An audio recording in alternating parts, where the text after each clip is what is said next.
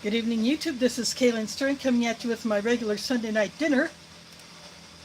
And tonight is one of those classics that is still in the lineup.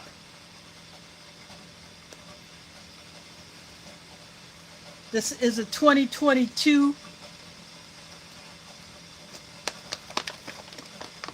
packed by Tobacco.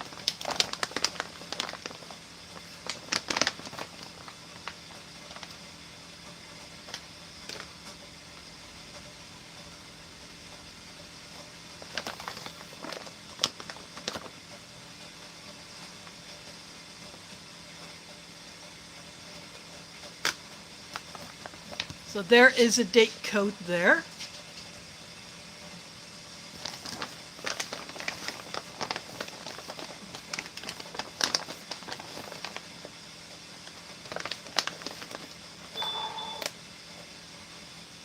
Been having a lot of trouble with these peelable seals.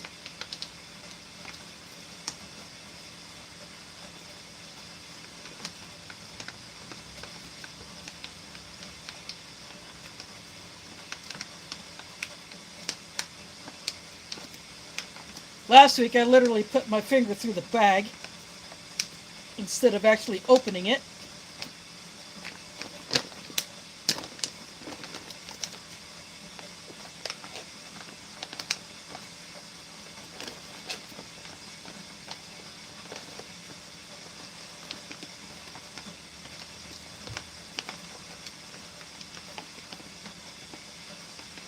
But this time,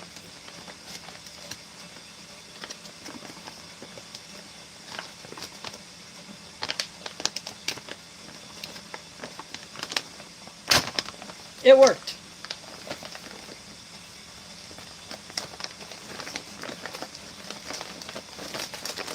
And it looks like there are a few anomalies with this one. Was not double packed.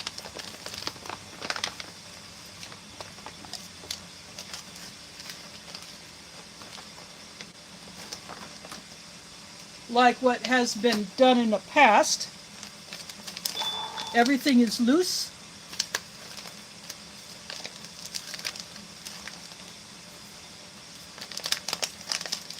And this is one of the menus that still had the coffee.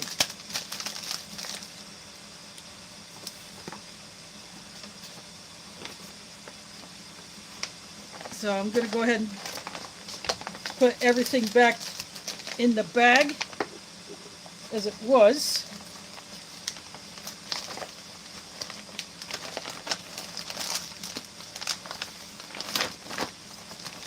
So first off is the accessory packet.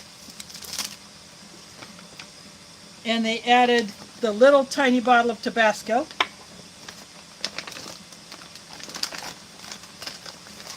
The FRH, which I will not use, but I save all these.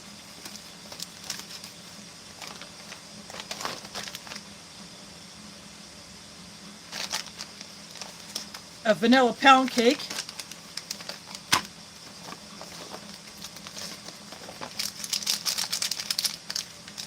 The Sour Skittles, which is the favorite of Paul's Gear Review. He prefers these over any other flavor of the Skittles.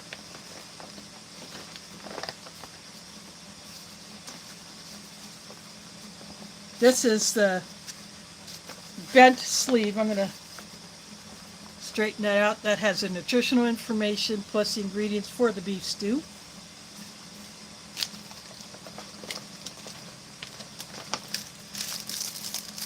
Usual spoon, which I do not use, but I save all these.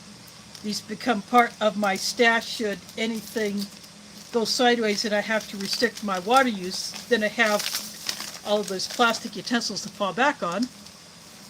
A lemon lime drink mix for the drinking jar. And a beverage bag, which again I will not use, but I save all these. I'd like to put small items in them for storage. Got a 1 ounce packet of peanut butter.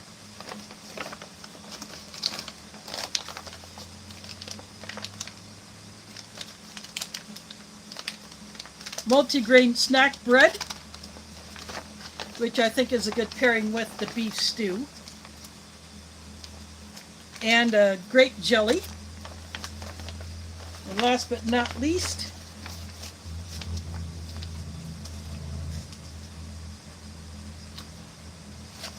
the beef stew itself.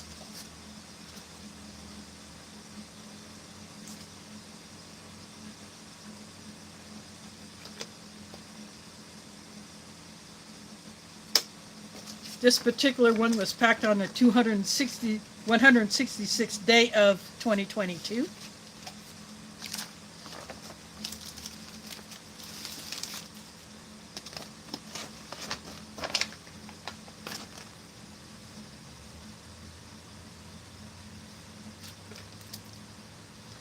Prepper for the Ages is here. Spicy tuna rolls is here. Waffles, booger butt.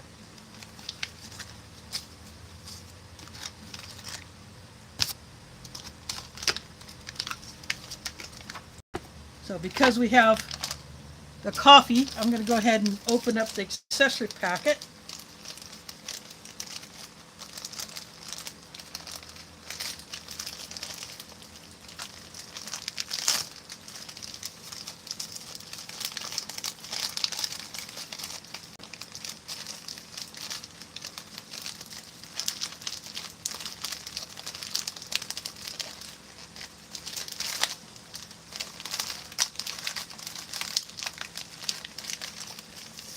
So we got the Bill's Brew,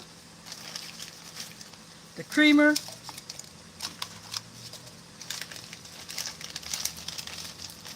the moist towelette, and this is Splenda sweetener, which I will not use. Then the regular sugar, which I will use.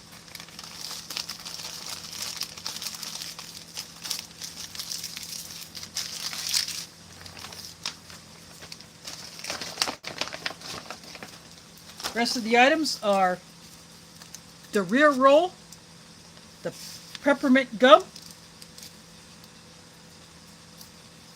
and one of the tiniest packets of salt you can get your paws on.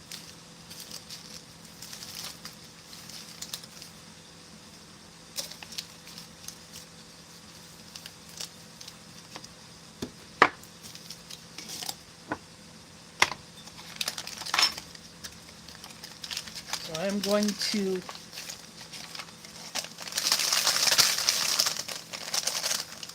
mix up the lemon lime drink in the old drinking jar.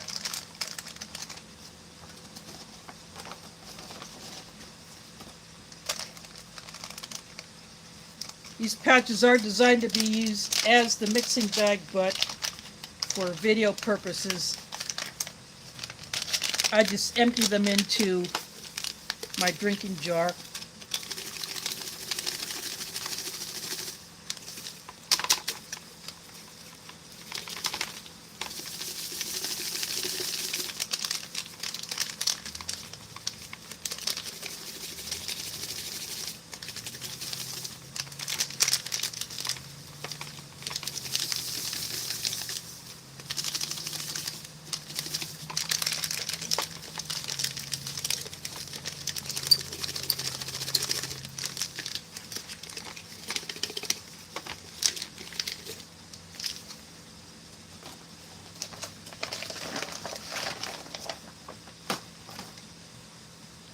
My crusher in the house, a very yellow powder.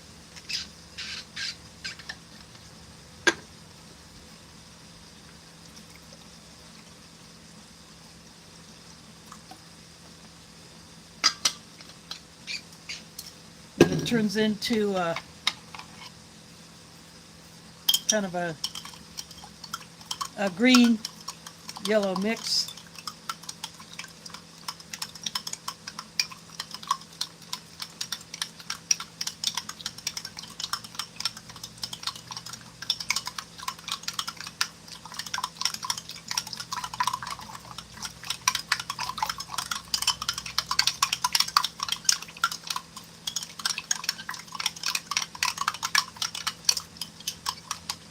There's a lot of powder left in there, so that'll get another mix later.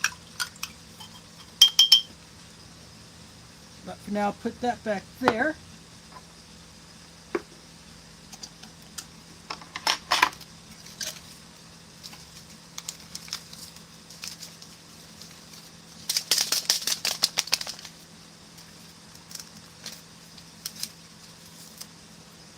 I had a backup plan in case there was no coffee in this one.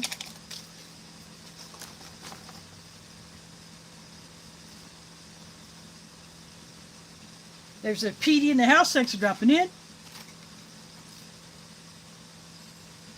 That is what the Bill's Brew looks like.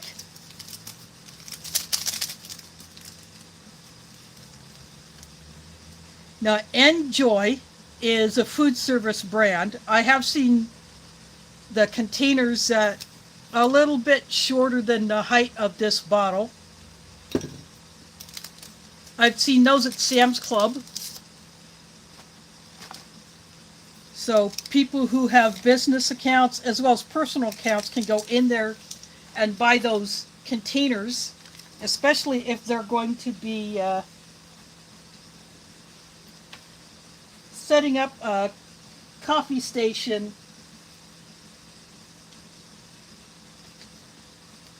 at a location other than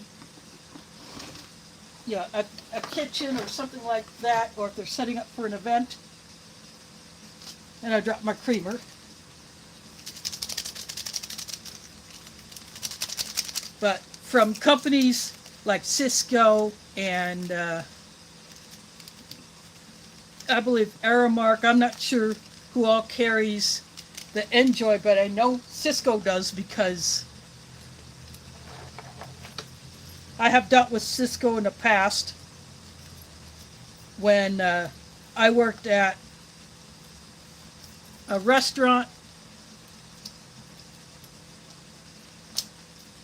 and we had a Cisco account where we got some of our supplies.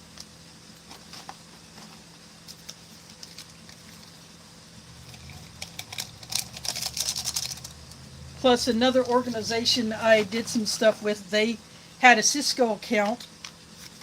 Either that or they got their Enjoy stuff at Sam's Club. So there is my mug already. I'm going to go take this into the kitchen and then I will bring back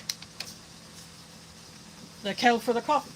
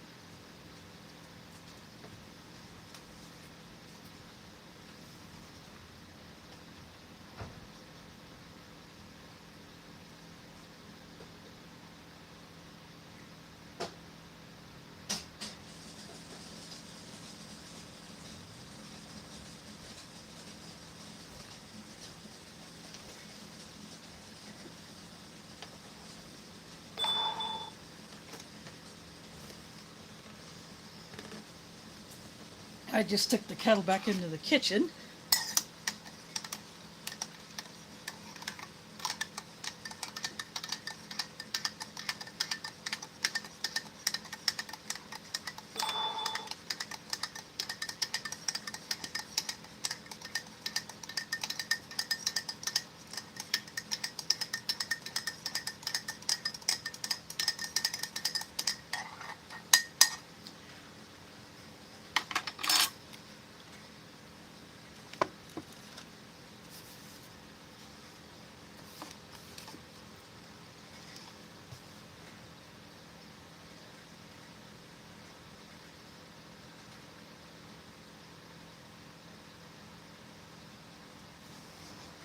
Just seeing if anyone new came into the chat. I have that up on my tablet. That allows me for easier reading of it since my phone is above my tray. I did have to break these Skittles up a little bit, but I think they'll be fine.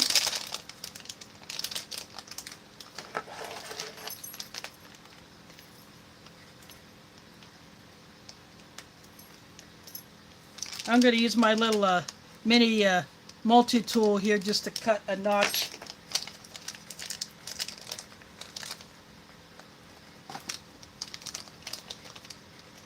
Well, that didn't work.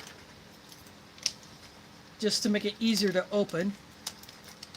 Yeah, that should do.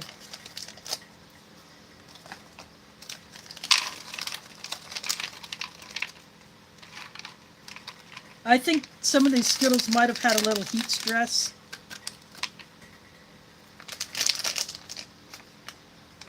There's a bit of residue inside of the packet from the colors.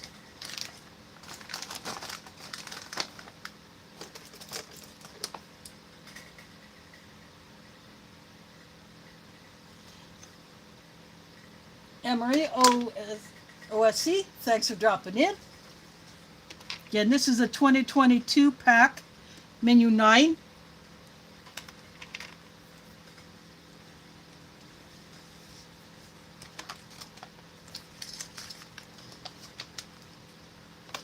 I'm not going to try to fillet the snack bread like I did last week, and I totally botched it.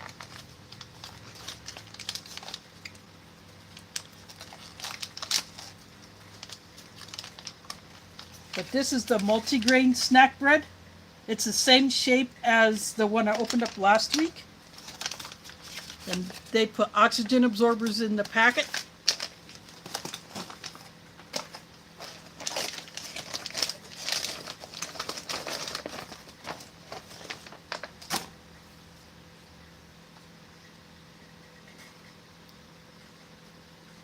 That is the bottom of it. That is the top.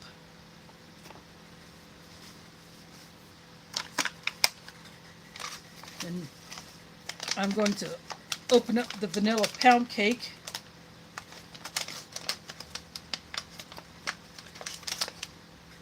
And these have two different colors on some of these packets. Slight difference in the color. I'm not sure if that's just a different source in these materials. And these pound cakes are round like the muffin tops. Again, oxygen absorber.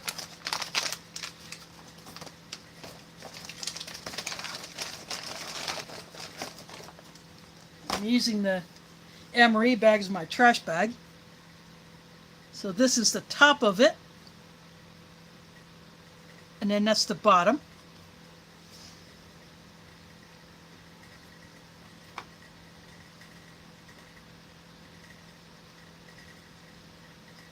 Yeah, what they're doing, they're switching everybody's name to what X, formerly Twitter, calls their handle. So you see the @ sign before the name. That just basically refers to what they call your YouTube handle. And for some, that may be different than their channel name.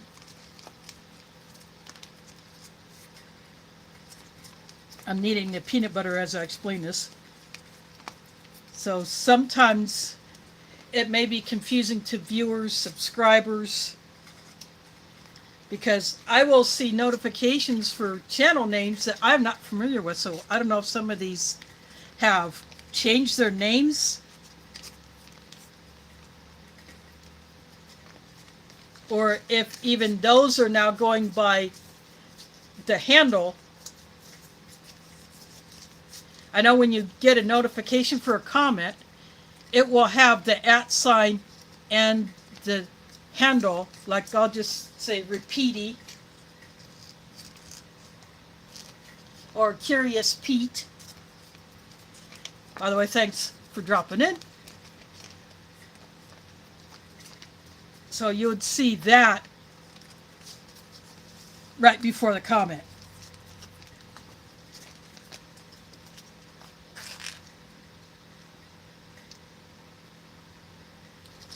So Waffles has a number after his name in his YouTube handle. But because my channel name is just my real name, my handle is just my name without the space in between the two words.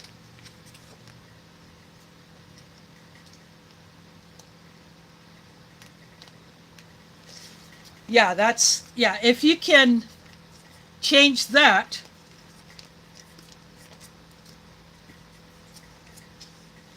I think you can change your handle. I'm not sure how that works, but because mine is the way I want it to be, that's how it's going to stay. So I was been needing the peanut butter. I'm going to do the same thing with the grape jelly. Although I almost wish I had 2 pieces of the snack bread, because then I could have one to put the beef stew on,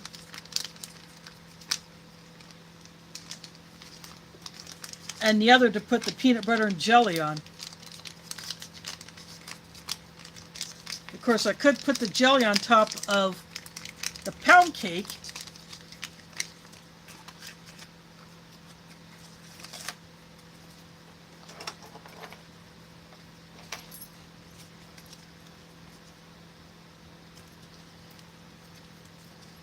I'm going to use just my little mini tool here.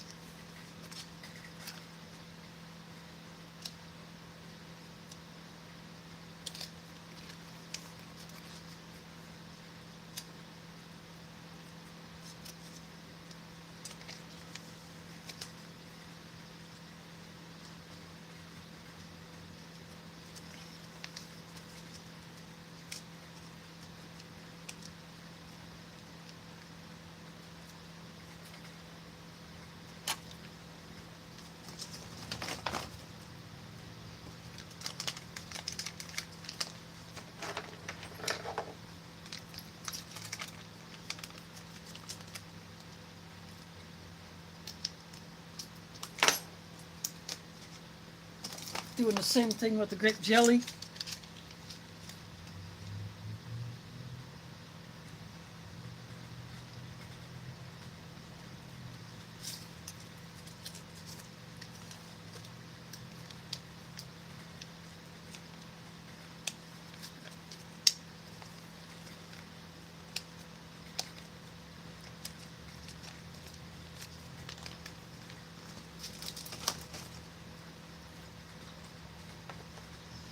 That is all on there.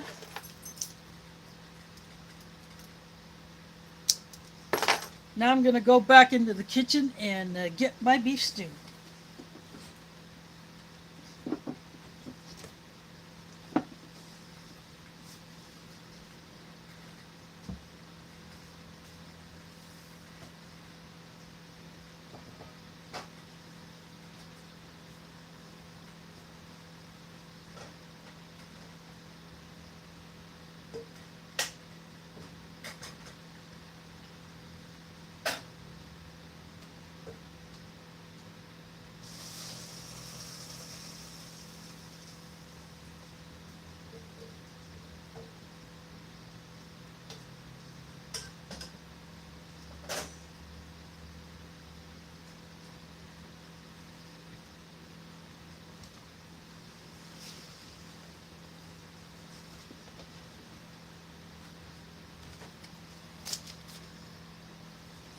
I am back.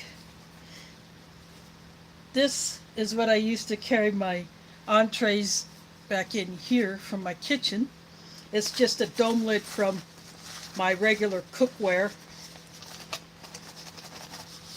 I just get it out of the pot with the tongs, drop it in here. Makes it easy to carry.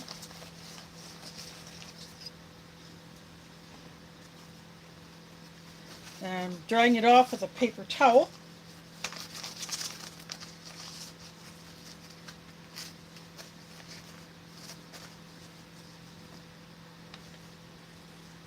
Now the tear notch in these pouches goes across this way.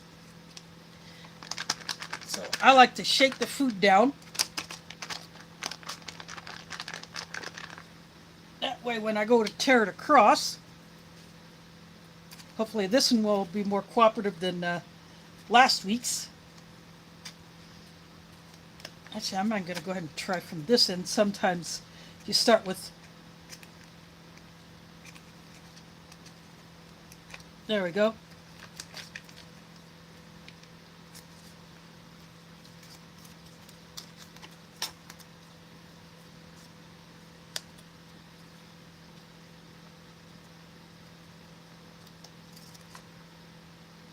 Almost all of it came out.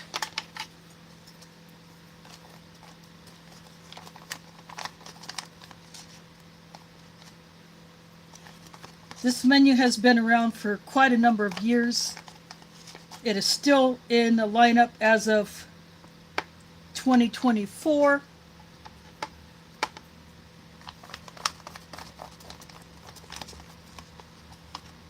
Although I do not have a 2024 version because I do not have the case A, which this would be part of. I have case B, which is 13 through 24 for the menus. And I got that from Waffles earlier this year. A total surprise. And then I bought a Case A 2022 pack off of Amazon. And that's what this menu came out of. Oop, I threw some over the side. But this is that classic beef stew. Nice sized chunks of beef, lots of potato cubes, there's peas, there's carrots. Kind of like a military version of the Dinty Moore or the Armor. Although I think both of those are probably better quality. Stanton Shenanigans is in the house. Thanks for dropping in.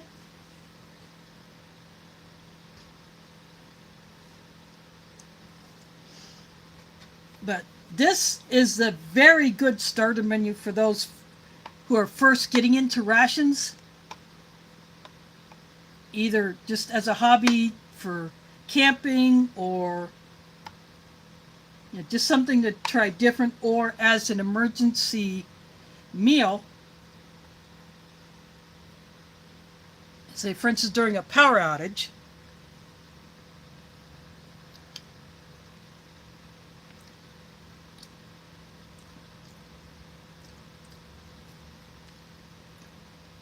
The beef is a little bit more processed than what you would find in a Dinty Moore or an Armor beef stew. But the flavor is there. There is a pea and a carrot. No, that was potato. But the veggies are very soft. So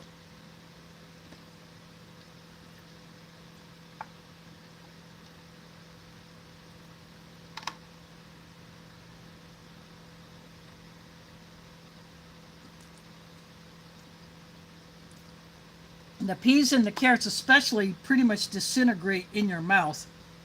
The potatoes are very soft, but they're not so soft that they disintegrate, but the flavor is all there. I can taste the peas and the carrots.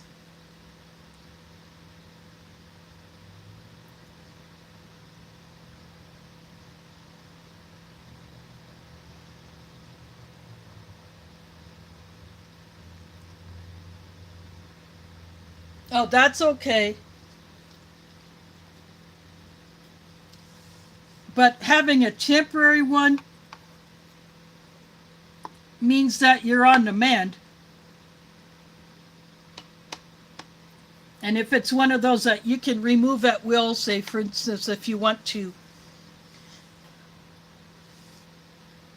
wash it or wash your hand, you can do so. But then even after you're done using it, it's something you can hold on to in case you ever need to wear it again. Or if you just feel like you need a little extra hand support.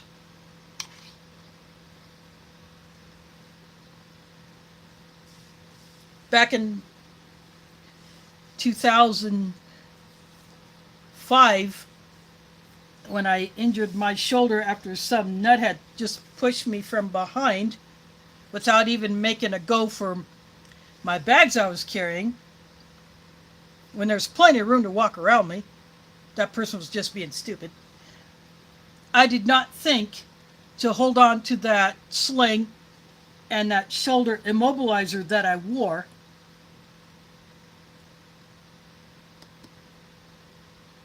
Of course, I wasn't into prepping like I am now, but I wish I would have held on to those.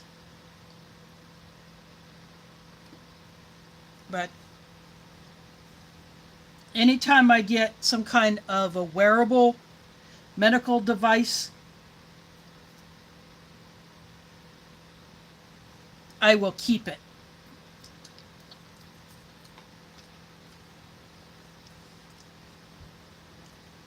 A couple years ago, when I did a accidental slice on one of my fingers, I went to the urgent care. She used a medical grade super glue to close up the cut, and then she put one of those moldable finger splints with a little foam cushion, and then wrapped it up to keep it in place. I kept it. I held on to that thing, and I have actually bought a couple more of those.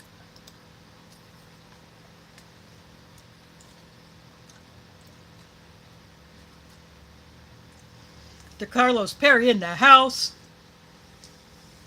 Speaking of sports, seeing DeCarlos's comment, the Dodgers beat the Jays on their home turf. It went into extra innings, but that's what happened.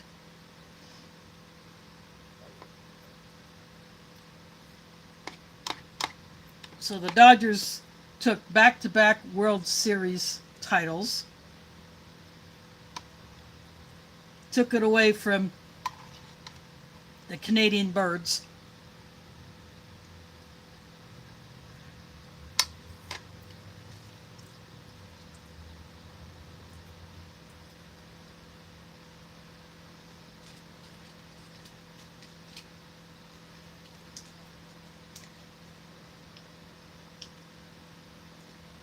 Yep.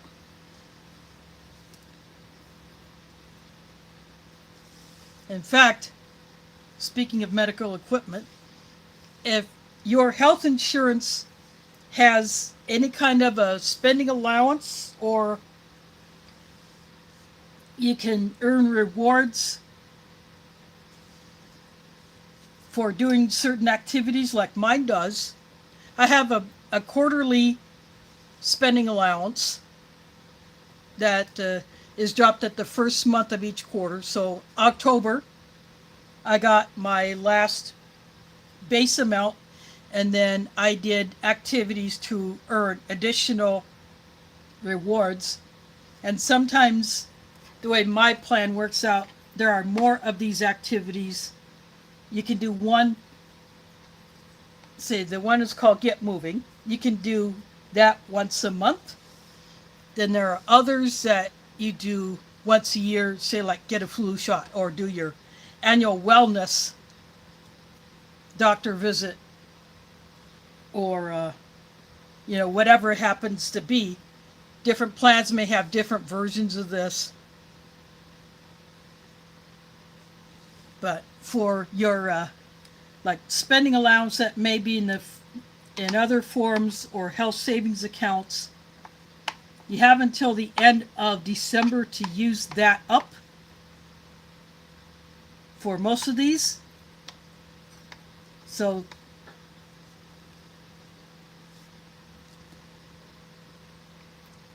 you go into a store or you use their online shopping system, whatever the plan allows for.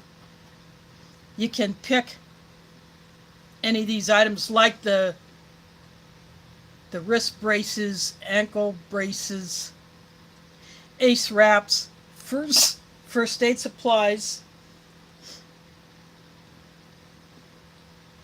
over-the-counter medications,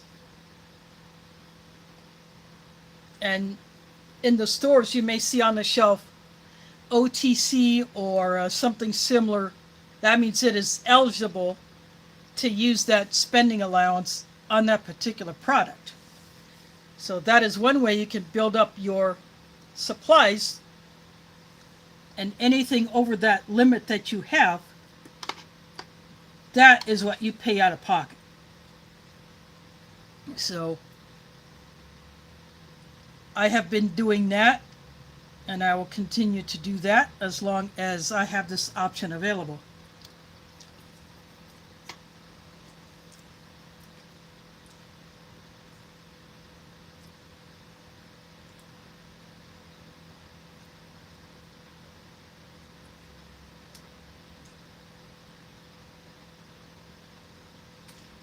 Yeah, that is awesome that you can do that.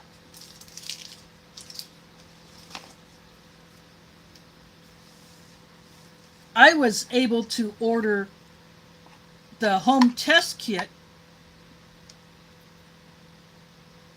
to test my brown stuff. I have not done it yet, but for some reason they sent me two. I got one day, and then the next week I got another one. But I'm not going to complain about that.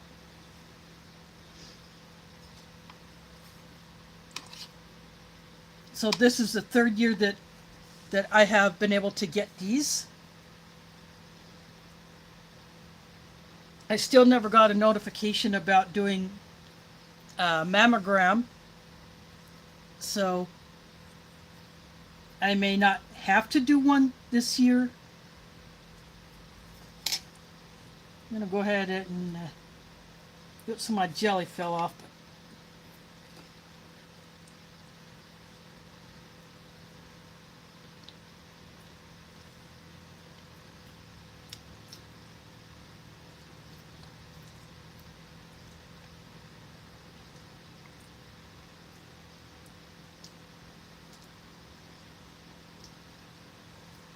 Having the jelly on it definitely cuts through the dryness of the peanut butter and the bread. But at least the multigrain snack bread has more flavor than the white snack bread.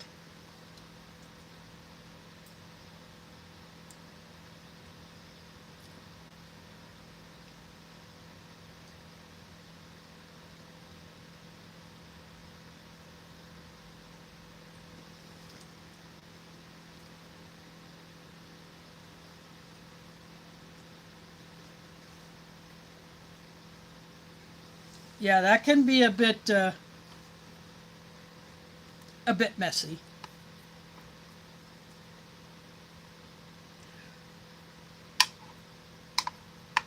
Of course, different test kits may have different means of collecting the sample, plus packaging it to send back to the lab. But it's free shipping. I don't have to pay to ship the kit to the lab.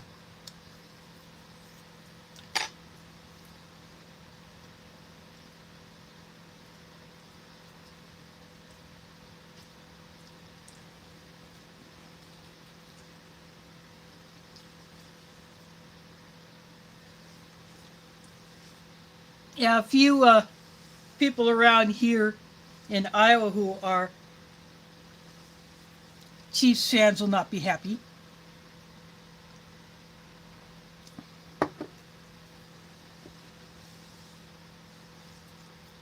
Yeah, it's good to have coffee with my beef stew.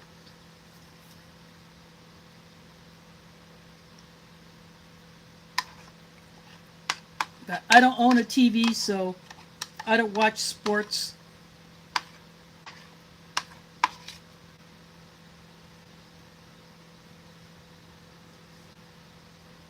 I may see the odd score when checking local news or listening to the radio in the morning.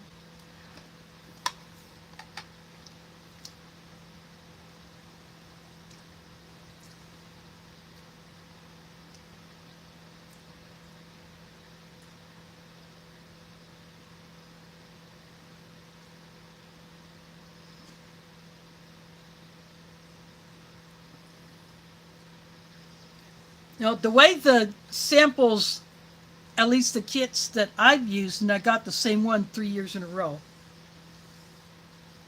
you only have to put a small amount in the vial. And then I usually, after I cap the vial, I usually wipe it clean before I put it into the sample bag.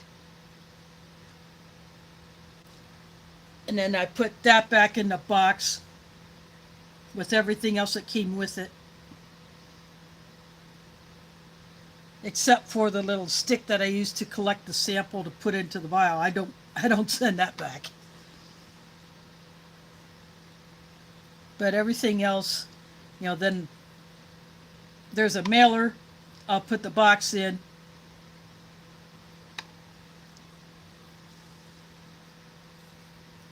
And then there are codes on there that will identify it as my sample. And then once the lab is done, then the result does go to my doctor.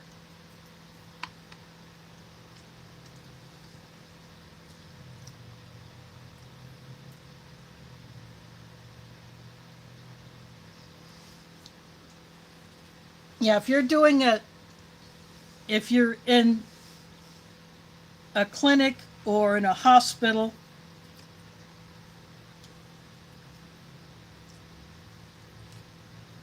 then they do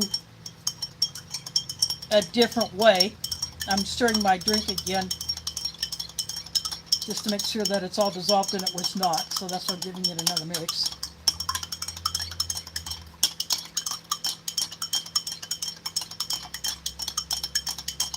It's all the sugar that is in these types of mixes that takes it longer to dissolve, and because I use super cold water right out of my fridge, it may take longer, but I figure I can use the super cold water because I'm at home.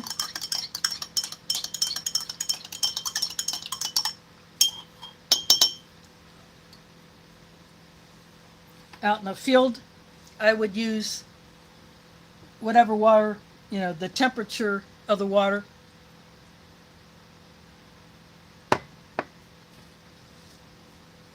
If it was in my bottle already that I brought with me,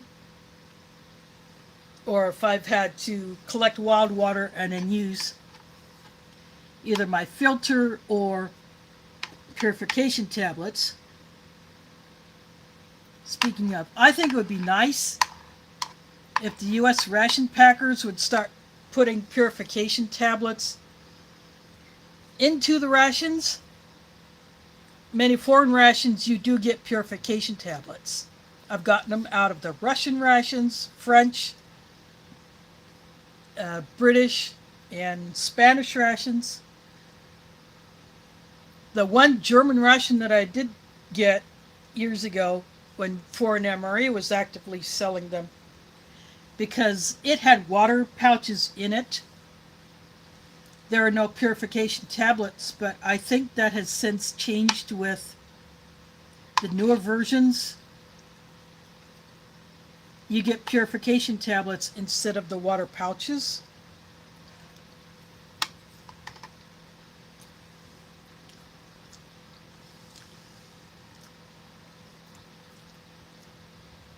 I also have Russian water purification tablets. Now, those old East German 1987 German, their emergency ration bars that had 2 packets of instant tea plus the food bars. It also had water purification tablets. I did not actually taste the food bars because I am certain those would have been bad. But I did drink one of the teas. And then I sent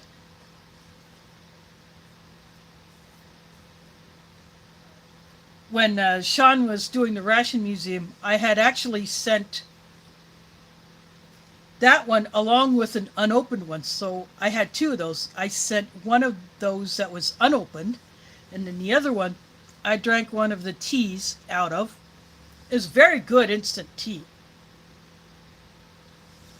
I think those are still floating around on the internet. I may buy another one just so I can have those two instant teas because those are really delicious. I like that.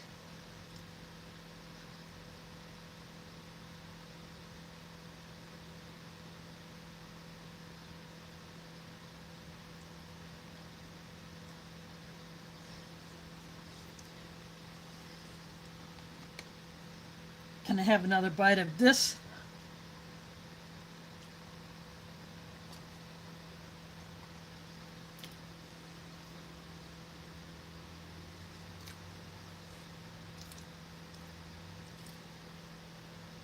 That bread broke. It was kind of bent to begin with.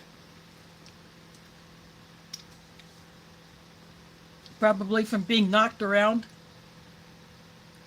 in the bag. Sapaco did not double pack this one like a lot of their other ones. They had followed Ameriqual in doing that double bagging. It may squish the items down, but they don't get knocked around loose.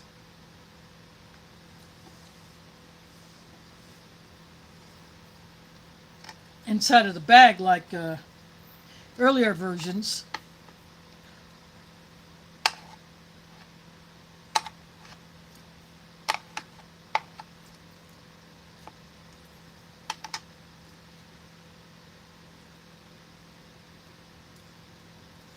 That grape jelly likes to run down, so I kind of rotated that.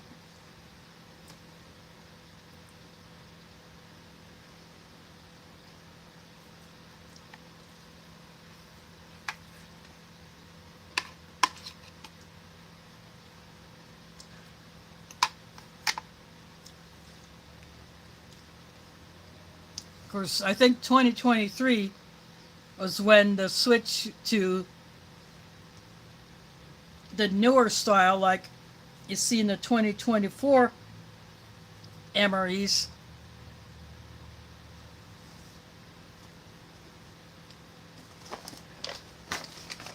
You got this color on the front that has all the information, and then the back side of the bag is clear.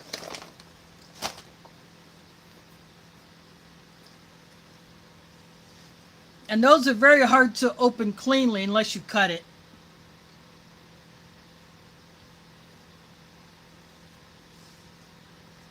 Whereas this, it makes it a lot more convenient to dispose of the trash afterward.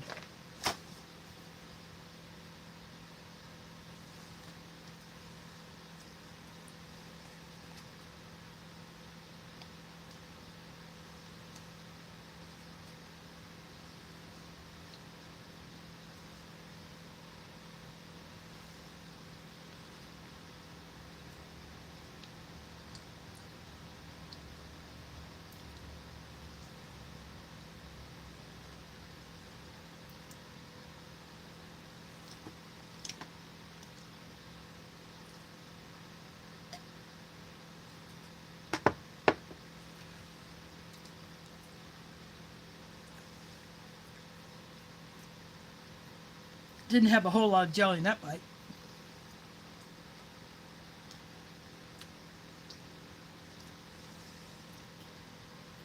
So that bite was a bit dry, so had a drink of my lemon lime drink.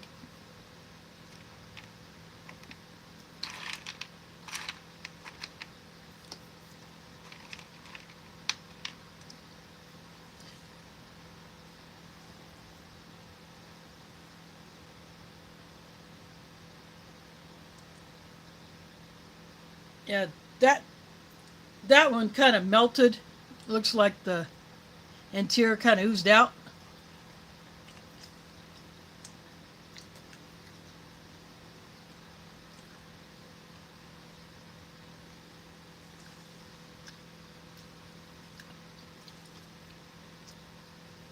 But still perfectly fine. Again, these Paul's Gear reviews, the sour Skittles are his favorite.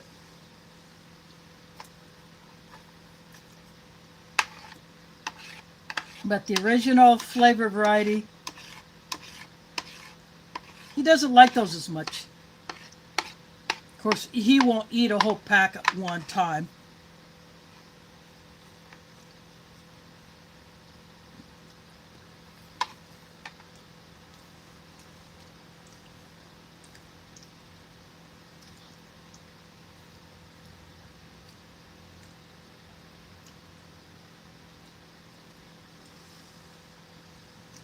But he has one of the sour Skittles set aside for making his own custom rations. He's shown a couple of those that he's made up on his channel.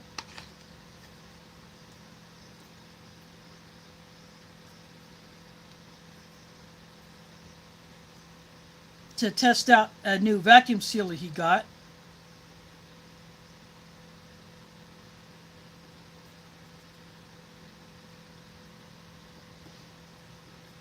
So the last MRE he opened up had an accessory packet with coffee, but he did not open it up because he wants to put it in one of his custom rations that he's making for himself.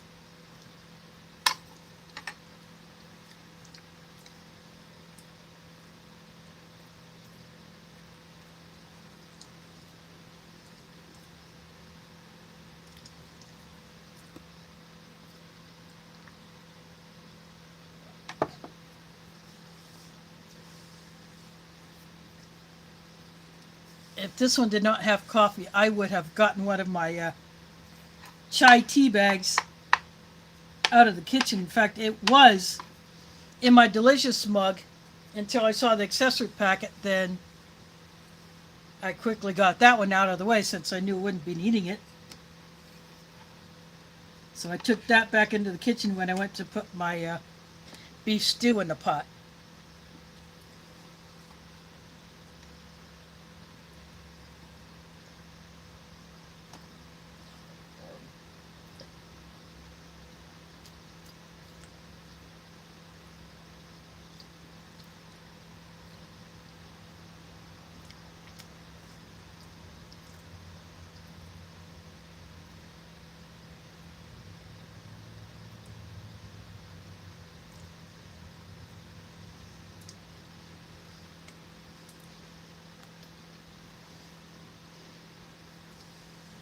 Yeah, that's okay. All I did was take another bite of my PB&J.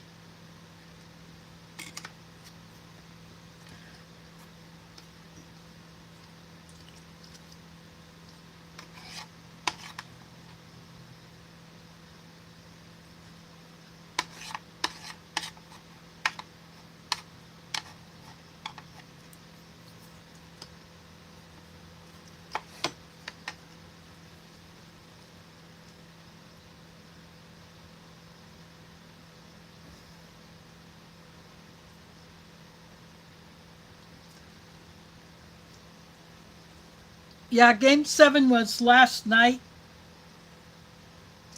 And like I said earlier,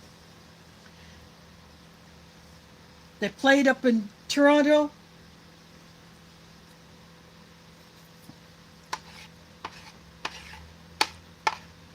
and the Dodgers busted the Jays on their home turf.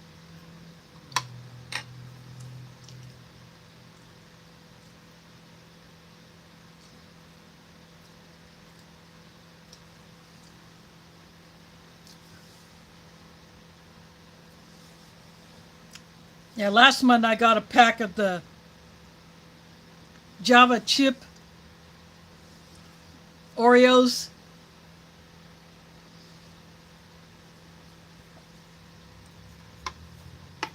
I got just the slightest hint of the coffee flavor in those. Not as much as I thought would be, but they're still pretty decent.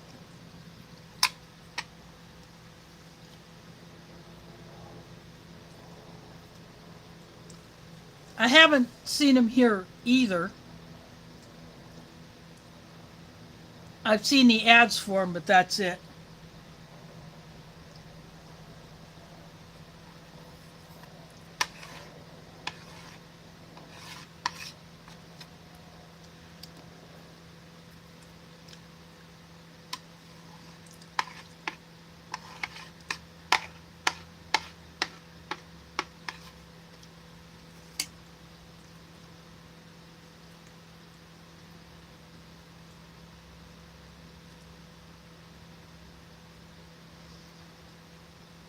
I have a feeling they may be one of those things that is very hard to find. And when they do, they probably sell out fast.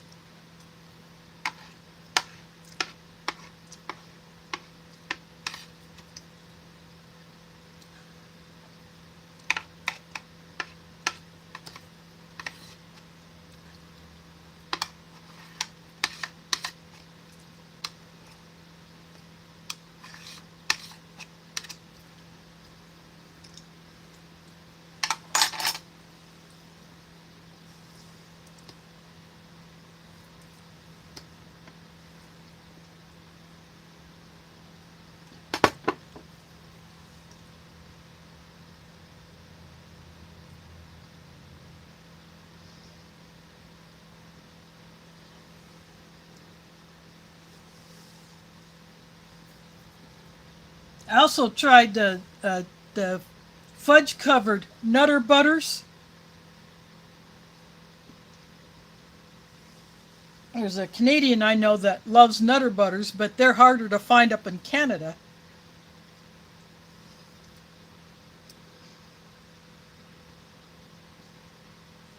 But she prefers the original Nutter Butters.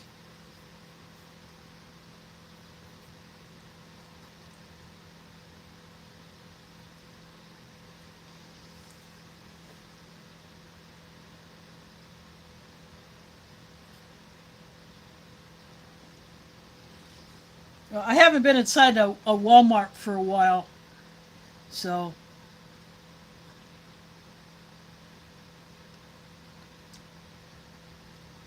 that might be worth a look.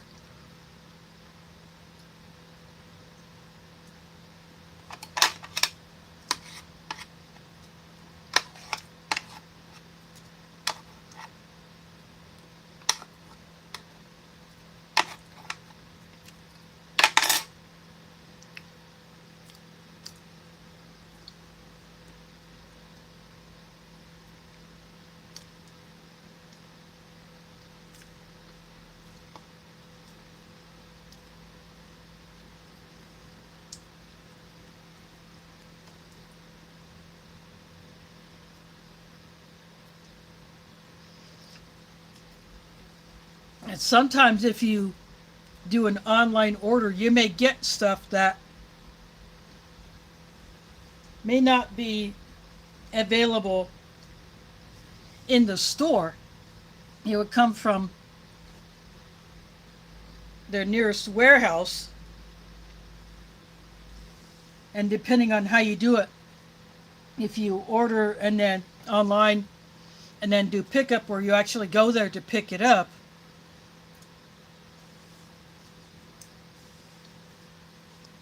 That may be different than when you order online and then have it delivered or shipped, depending on which service they use. Do they use a local driver,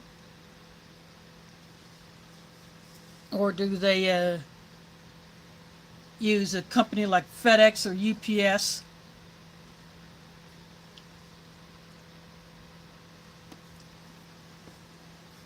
I haven't done a online Walmart order in quite some time. The last time I did,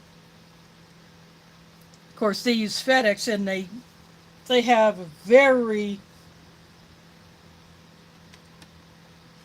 bad reputation around here for not following delivery instructions that we leave on their site. For those of us that live in secured buildings with no functioning code box and a locked door where you have to have a key to get in,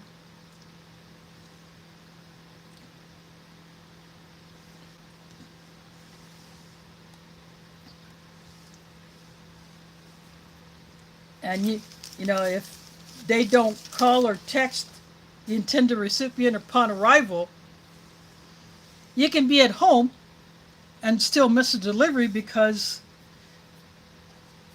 the delivery driver doesn't follow instructions.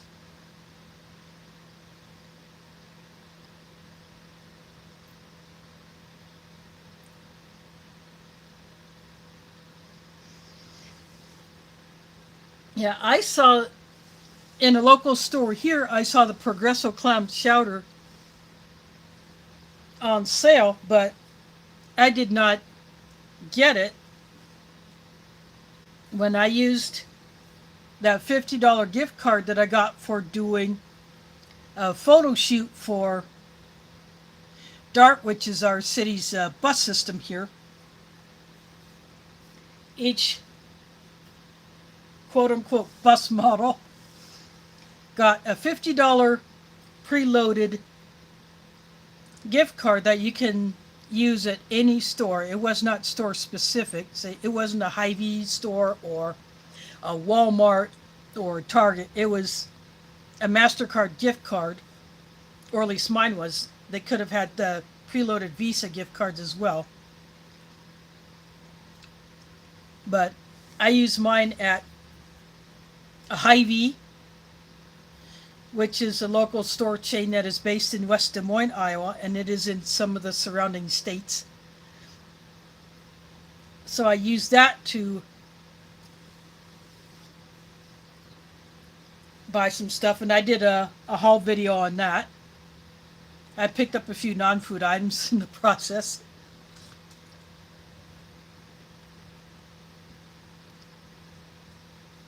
But I looked at that can of Progresso soup, but I decided that I could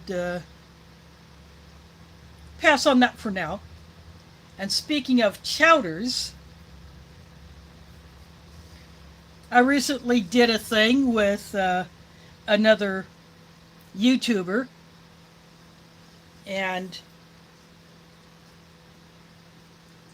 that will be going out in, unless he put it in yesterday's mail to go out, or he could have put it in Friday's mail or Monday, but I will get it sometime this coming week, and I will show you what will be in that package.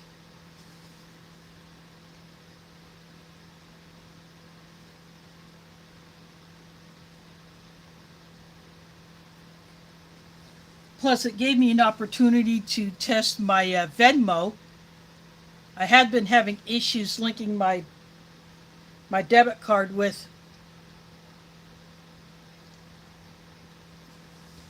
the Venmo, so I figured that was a way I could test it just to make sure it works.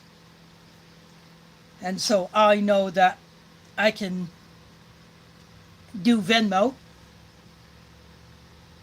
as opposed to PayPal. I also have Cash App, but I have not used that in quite some time, but I still have that app on my phone.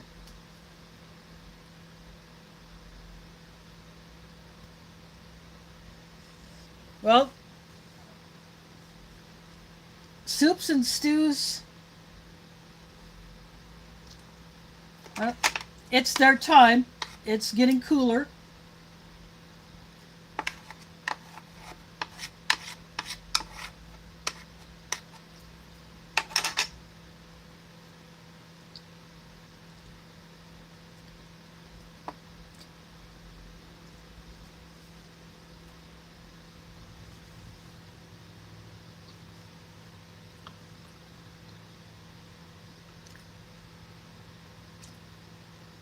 I did buy a few soups with that gift card.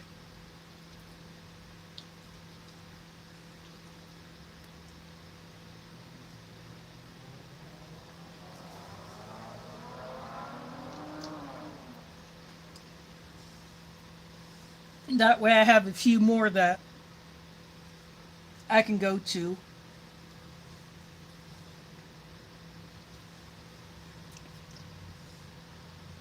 But of course, I have other cans that I can open, like the, let's see, the Chef Boyardee. I got like the chicken and dumplings. Yeah, I got some of those as well. So I got stuff like that.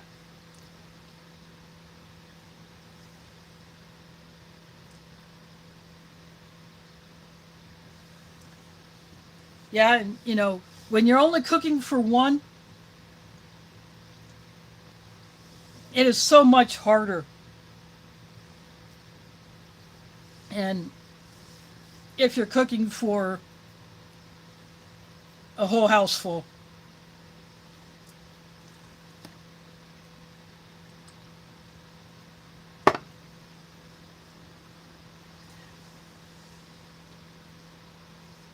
Yeah, when I had, when I was a kid, when all of my siblings were home, we had 7.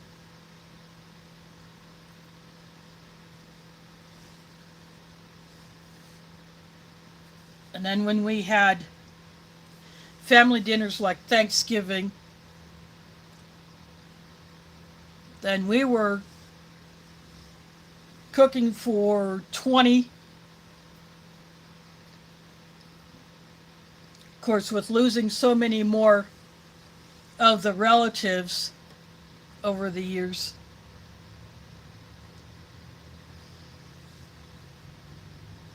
it's gotten down to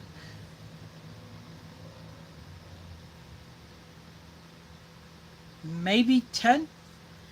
And with my older sister's father-in-law passing last month,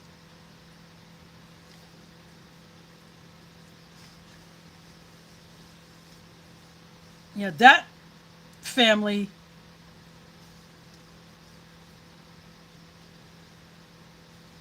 has gotten smaller, so they are having smaller gatherings. And my oldest sister's husband is fighting cancer himself.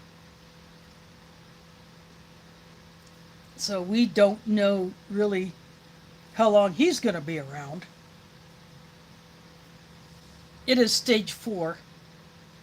But he has lasted longer than my dad did when my dad got his cancer.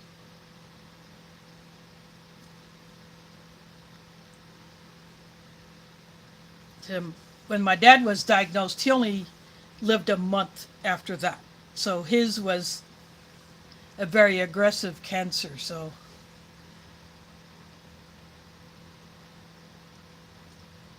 and my maternal grandmother,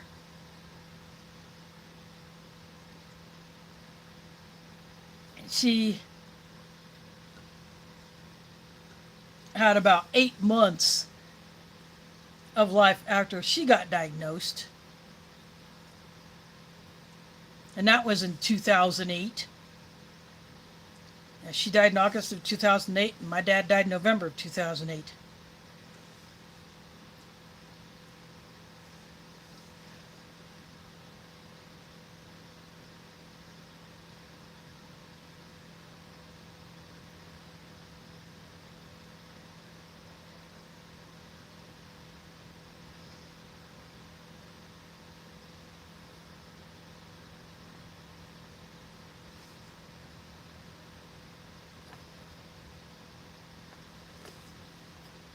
Yeah.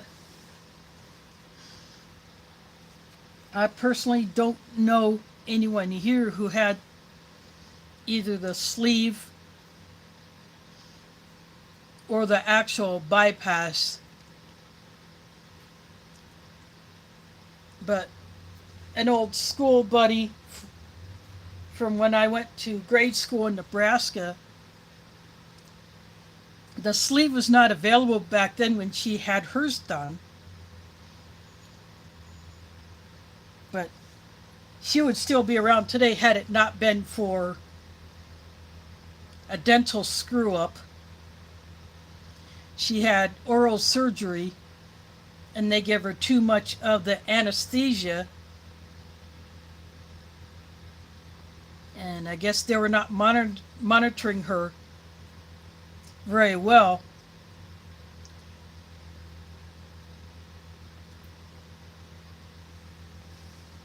And she went out of that dental clinic in a body bag.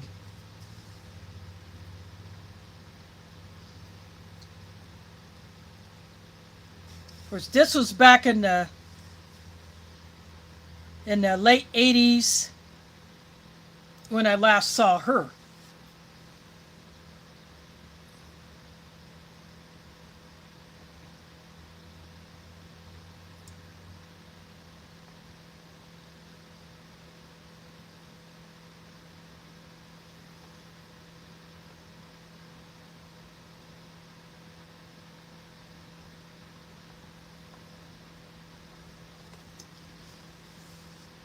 Yeah, I wouldn't want beer in anything. That doesn't do it for me. Of course, I don't drink alcohol anyway. And I will not have it as an ingredient in food.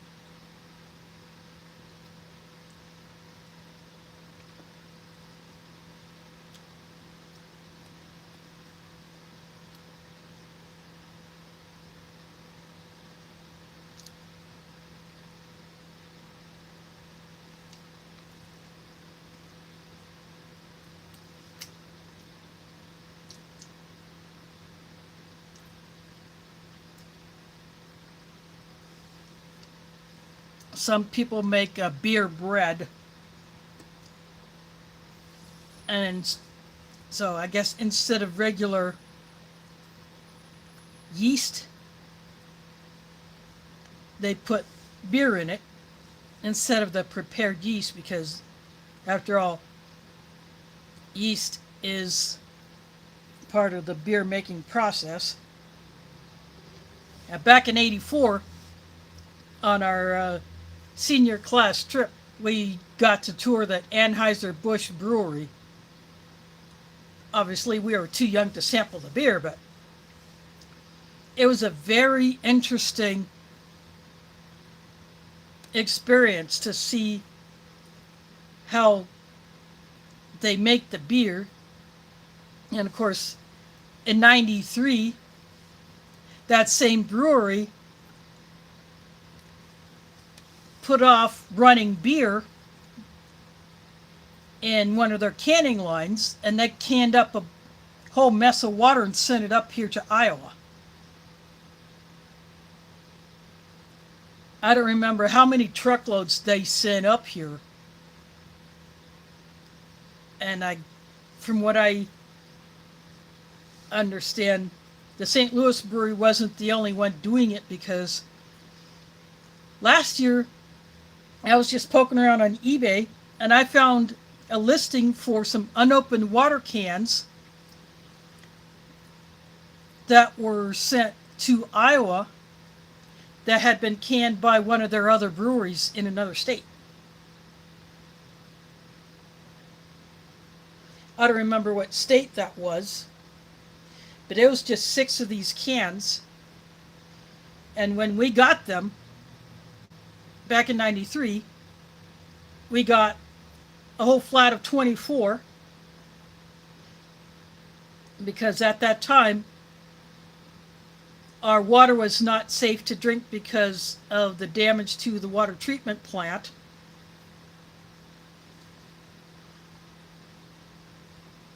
Yeah, the flood water got so high that it swamped the water treatment plant.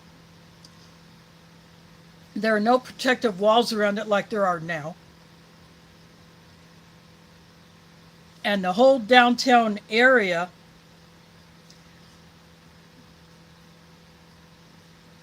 was flooded pretty bad. In fact, after I left my apartment, an hour later, after one of my sisters and I crossed one of the bridges that goes across the Des Moines River, those bridges were underwater and no one was driving over them after that.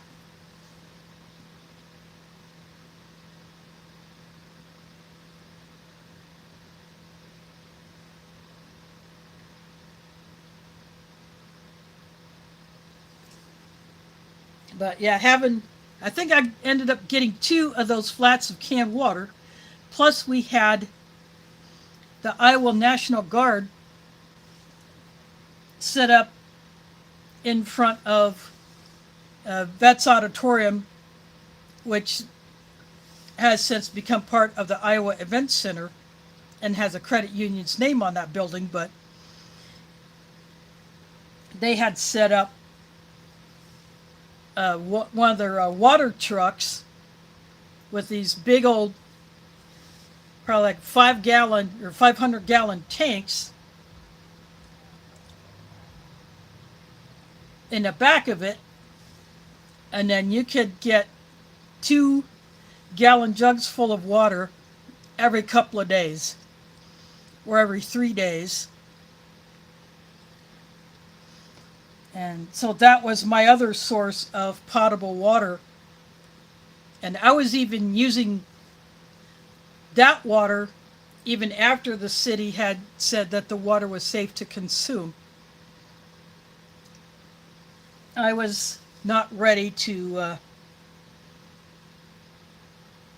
do that unless I was actually boiling the water.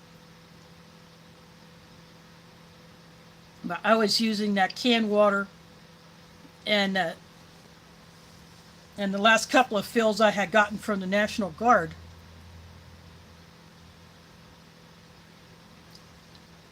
And I might have bought a couple other gallons of water from the store.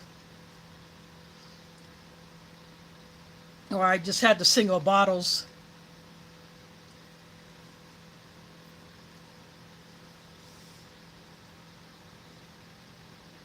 So that's what I did back in 93.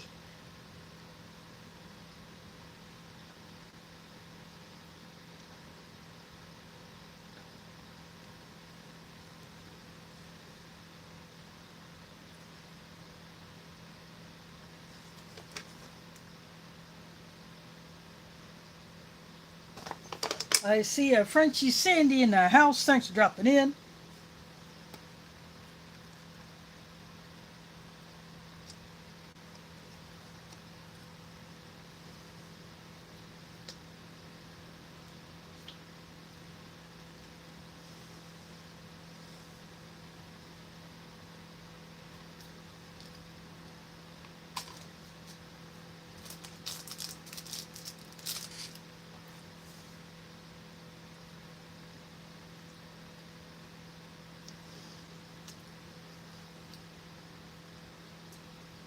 Yeah, see, that's why, I just wanted to err on the side of caution.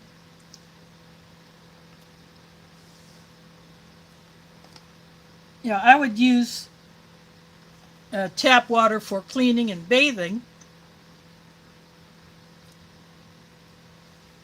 close. I wanted to run out the water that was already in the pipes going into my apartment. I mean, just not let it keep running and running all the time. But I wouldn't drink it for a while. I think it was maybe 2 or 3 more weeks after the city said that the water out of the faucet was safe to drink. Only then I decided to go ahead and at least try it, see if anything happened.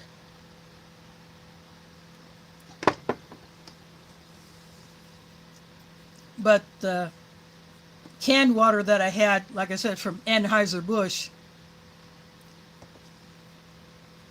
and the gallon jugs that I had gotten filled by the National Guard, or I had acquired in other ways, I just continued to use that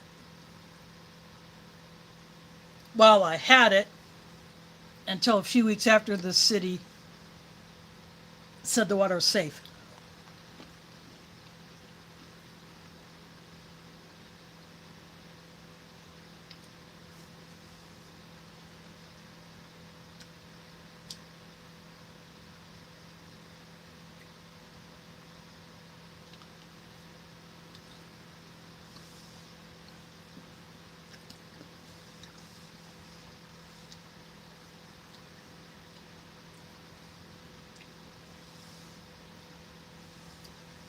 Yeah, that is the way to go if you have the means to do that. But because I rent an apartment, I can't have anything like that. I don't have my own water heater. I share the one water heater with everybody else in the building. So the only way I could do that is if I get some kind of a small system that could go onto my kitchen sink.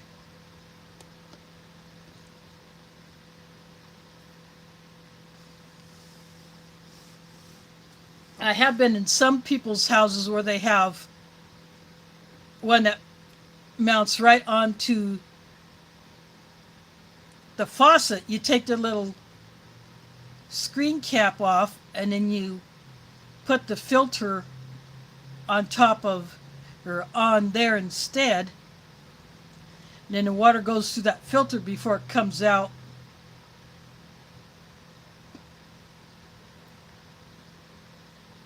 Of that filter canister thing.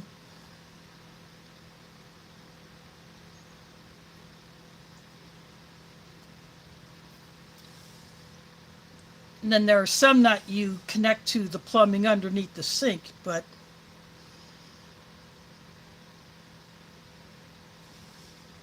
that would be very hard for me to do because my right knee is so bad. Getting on my right knee to do anything like that is a problem. I just broke open a vanilla pound cake.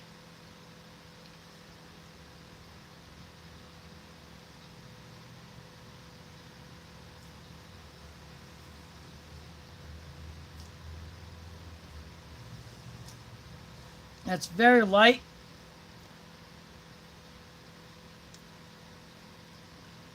Comes apart easy.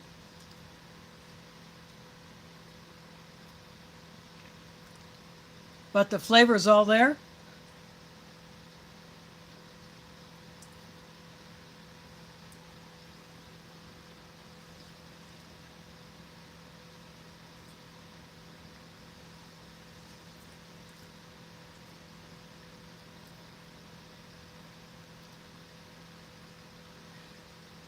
Yeah, I know that feeling.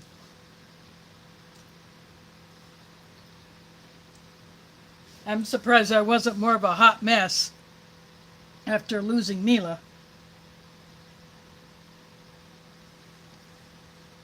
And she was with me for 18 and a half years.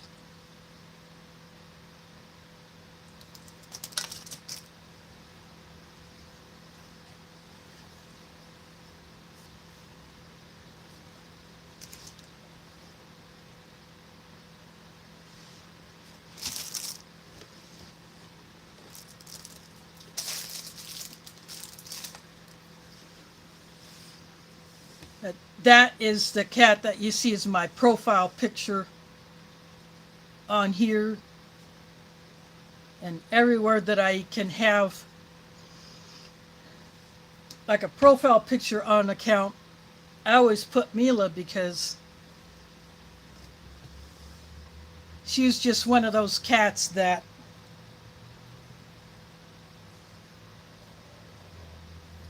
was just that special.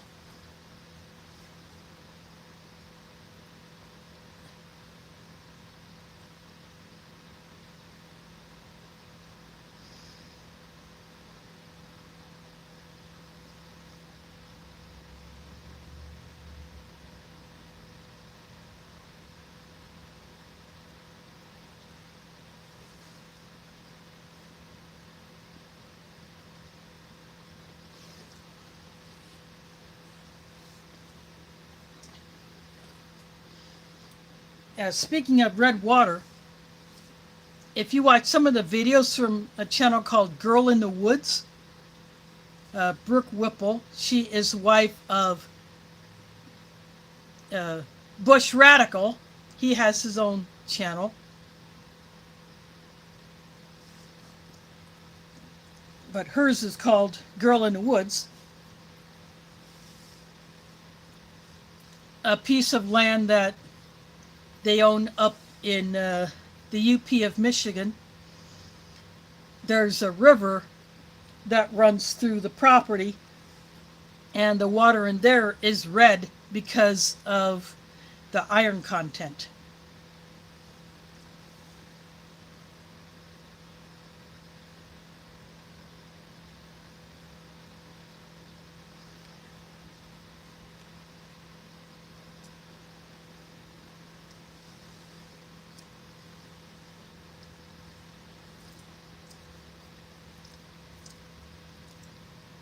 I thought about trying to dip this cake in the coffee, but I think because it comes apart so easily, it just might completely come apart in my mug.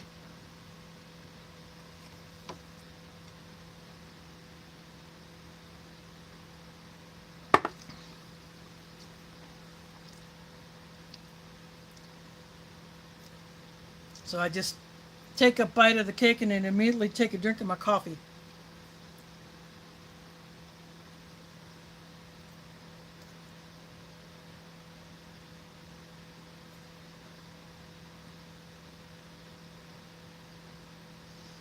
No, another thing you can do to boost your iron levels is to actually cook in cast iron.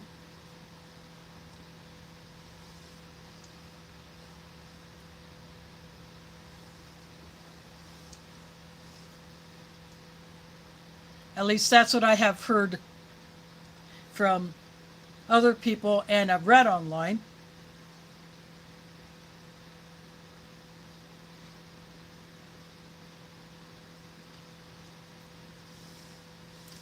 I have some cast iron here, but I don't use it as much as I should.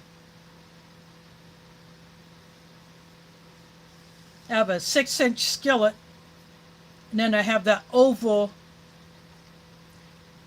shallow skillet, and then I have a bigger pot. It's not a proper Dutch oven because it does not have a flat lid. It's got a domed lid.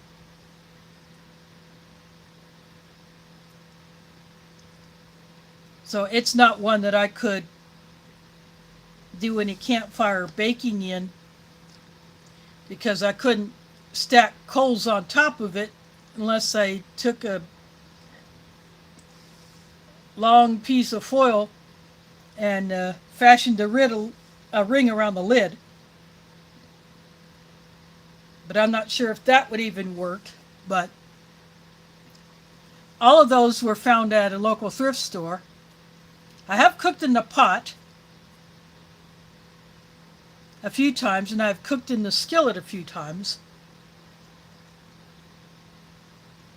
You know, the round one. The oval one I haven't, but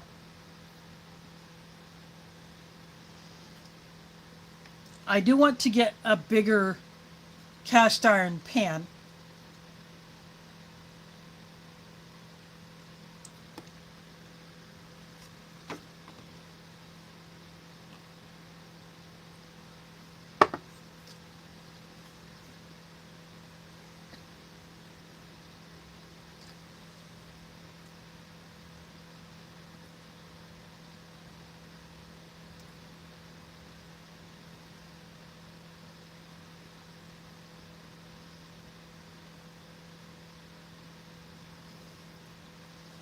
Oh, that is a real bugger. I've watched some YouTubers lately put up videos of dogs that they've had for a long time.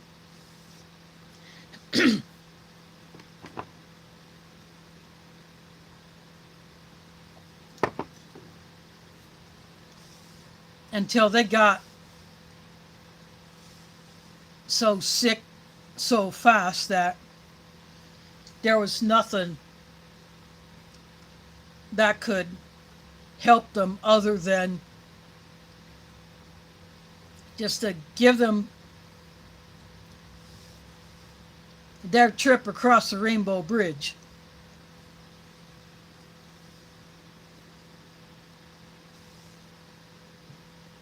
So then they put up tribute videos.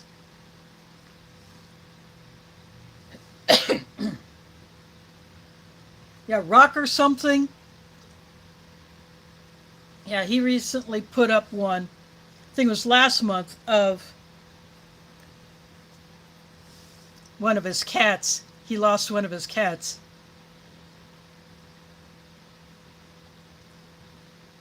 And he had that cat for a long time, too. Almost as long as I had Mila.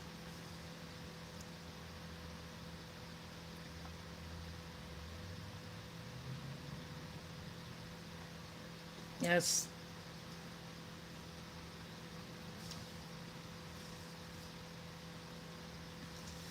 Yeah, these others, other YouTubers I watched who lost their dogs. One has 2 other dogs. And then the other guy only had the 1 dog.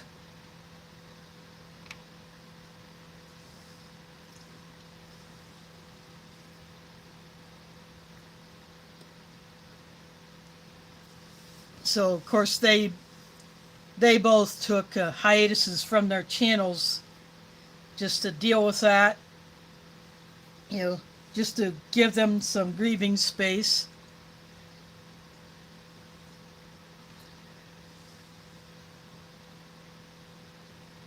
You know, when you have a companion for such a long time, yeah, it does hit hard.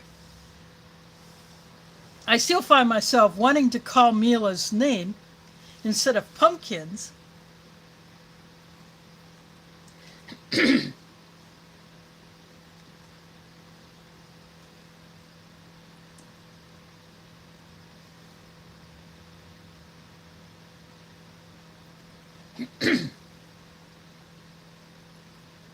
Thanks for dropping in, Mike.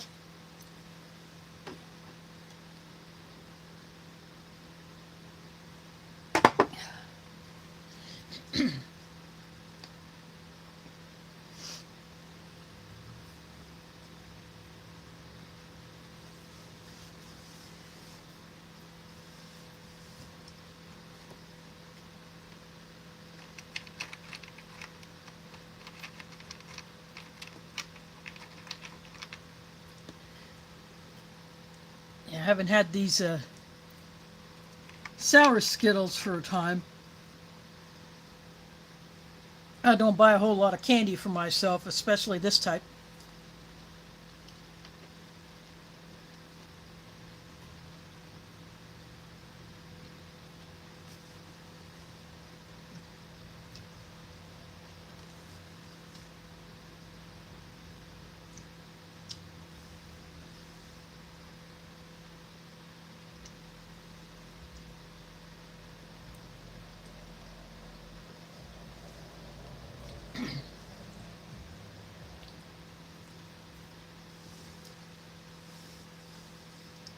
Yeah, the stupid time change.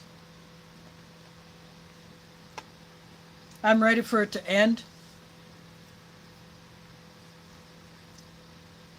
In fact, I heard on the local radio station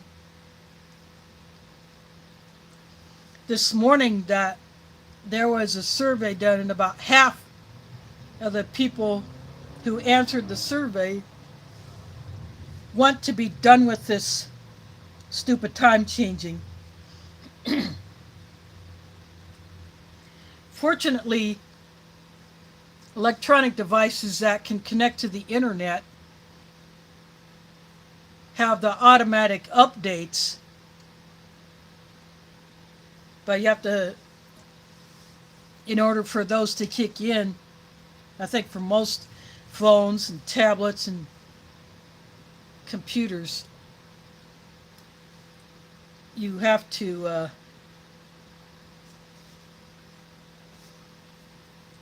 completely shut it off. Say that, like before the extra hour that you gain kicks in or the hour that you lose happens. And then after that, you can turn it back on and the time should be correct, although I haven't checked my laptop that I actually have my tablet sitting on.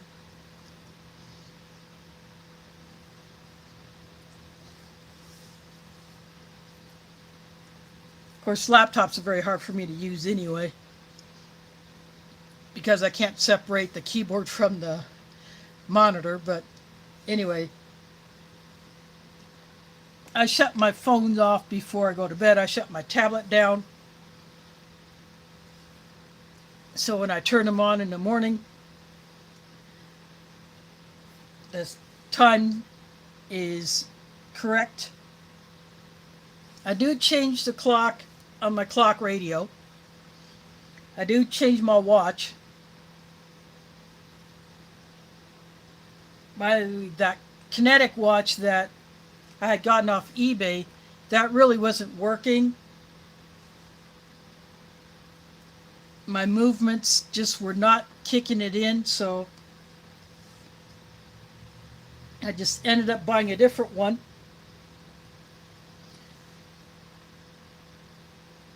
So I waited till this morning to reset the time on it because I didn't want to mess up the calendar function. See, right where the 3 would be, that's where the date is. So I waited till this morning to change it. But I changed the clock radio last night, and then I had to update it this morning because I had a brief power outage while I was in bed.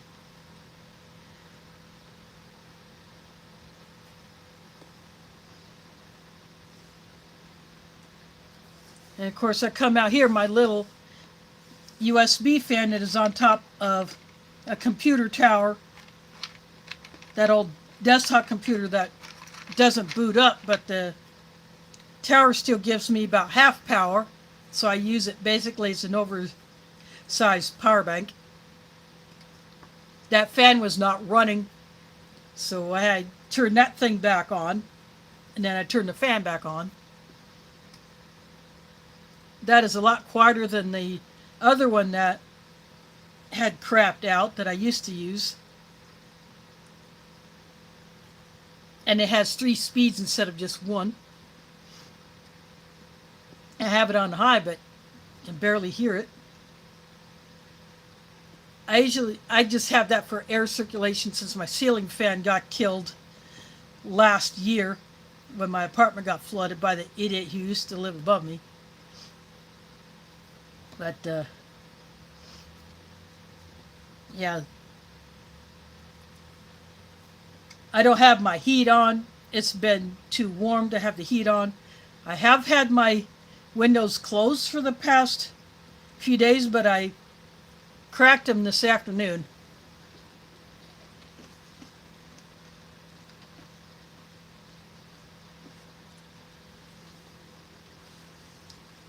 Later, Waffles.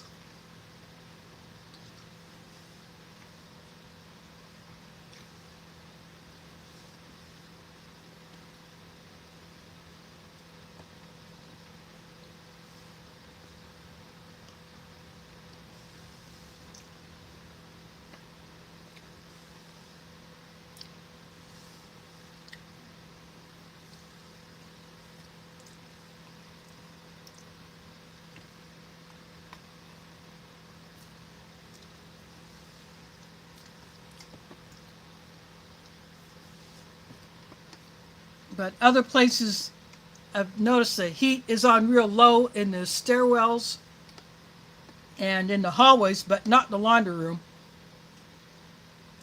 You almost never have to turn the heater on in there because, especially when people are doing laundry, if they wash in hot water, you get heat in there from that. When the dryers are going, you get heat from that. So only when it's super cold outside, then some may actually turn the heater on there.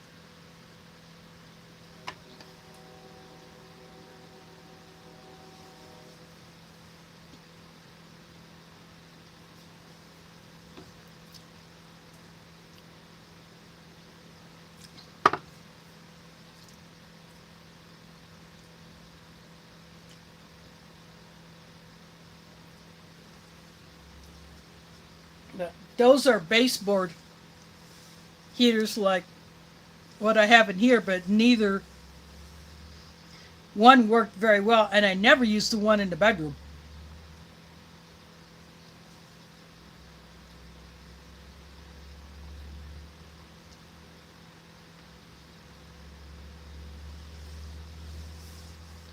But when these apartments got renovated back in 2020 and 21, they replaced the window air conditioners that are put into wall mounts. They replaced those with dual function where you have heat and cool.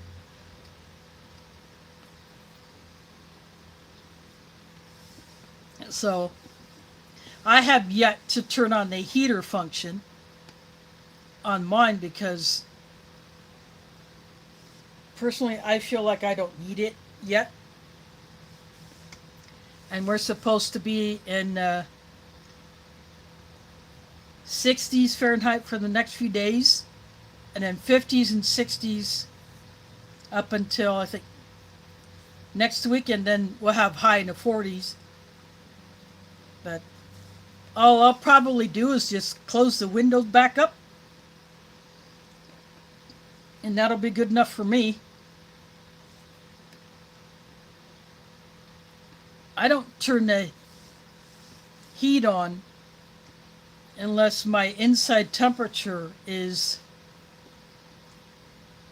like 60 or below. That's the only time I'll turn the heat on. And even then I got it set to the lowest it'll go.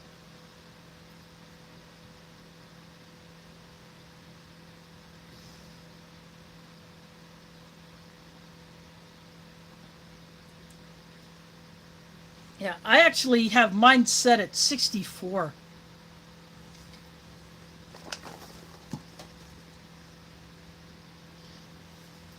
This is the remote I have.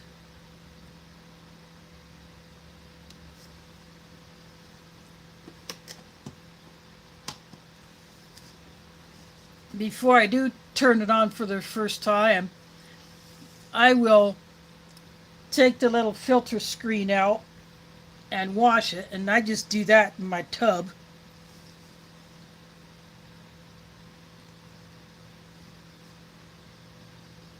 I'm basically just rinsing it off. I don't put any kind of cleaner on it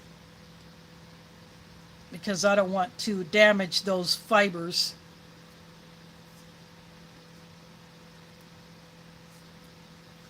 The old ones that we had in here had a thicker foam filter that you would also wash, but they were a lot harder to get back into place, where this is more of a screen. It's got different sizes of mesh in it.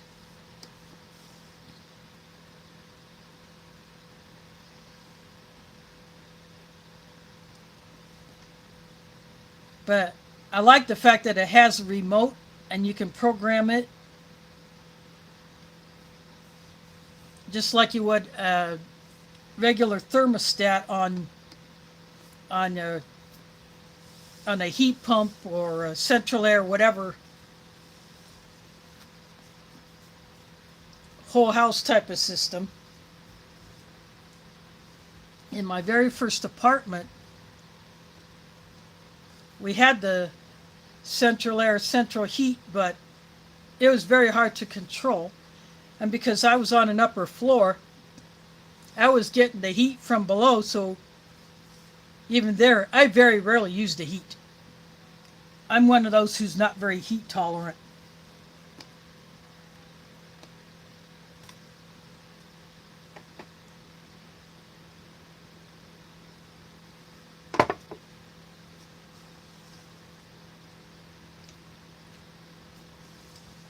Of course, in summer, I'm always getting people asking me if I get too hot because I wear long sleeves. But they don't understand that it's the fabrics that you pick, it's the fit that you pick. And because I cover my arms, they don't get sunburned. And when your skin gets sunburned, you really feel hot. But when you don't get sunburned, even on a hot day, you don't feel as hot, especially when you wear breathable, loose-fitting clothes. Because you wear super tight clothes, you feel hot. Because you don't have that air trap to kind of cut the sun's heat. Just like in winter when you wear layers, you wear a loose layer over your other layers, you trap that air in between the layers, and that keeps your body heat from escaping as much.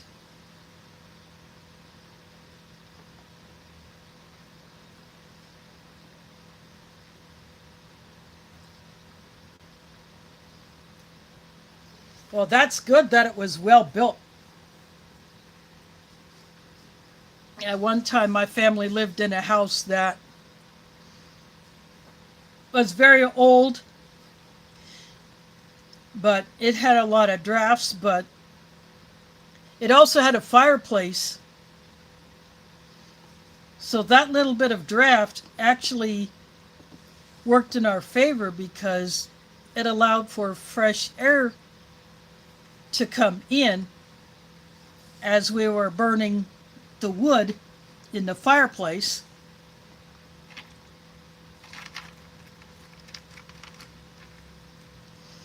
Yeah, I miss those days of having a fireplace.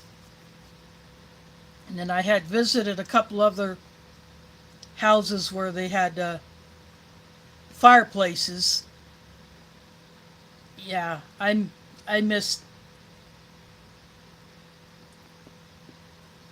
that fireplace. The heat. My oldest sister's house has one of those natural gas fireplaces, but it's just not the same.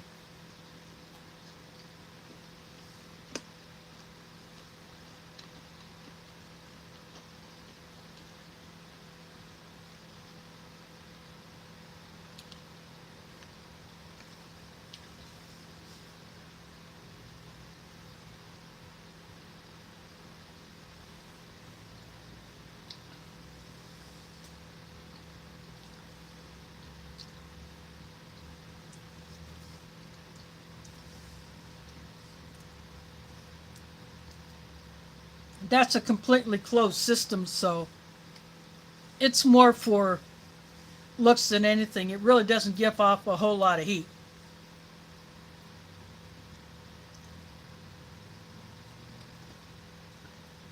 So she doesn't use it as a heat source. It's more of a special occasion ambience type of thing.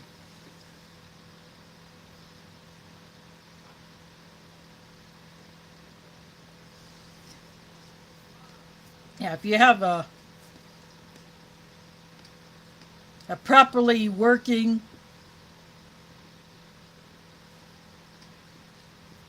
wood stove or fireplace, or as I've seen in some YouTube channels, the wood boiler,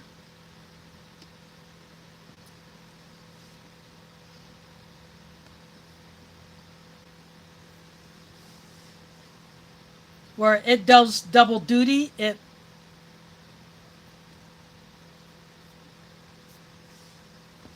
It circulates water from its tank into the house, and because that water would already be hot, when it passes over the pipes that feed the water heater does not have to run as hard, because the water that is coming into that water heater is already pretty warm as it is.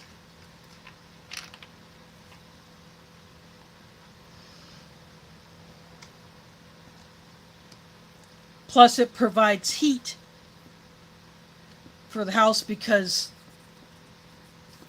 that circulating water that runs through those lines, it's in a closed loop. It provides heat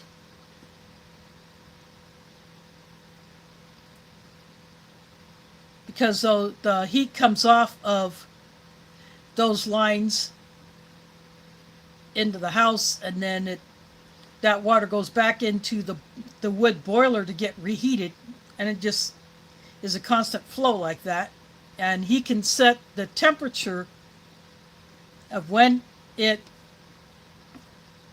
lowest, the thermostat in there, when the water inside of that wood boiler gets below a certain temperature, it'll fan the fire, and when it gets up to a certain maximum, then it will dampen the fire.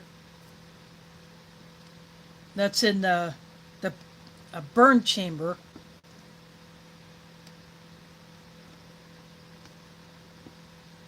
Yeah, I've watched a couple of different channels that have these, and it's very interesting how they work.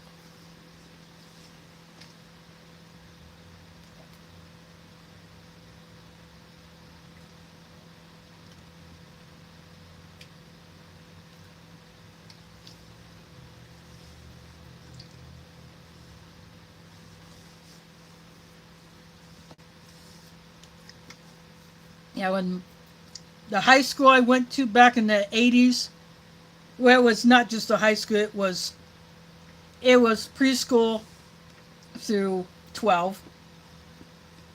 But the main building was a very old building, and its first heating system, well, the only heating system that it had was the old steam radiators. And when those are on, you go into that building from the cold,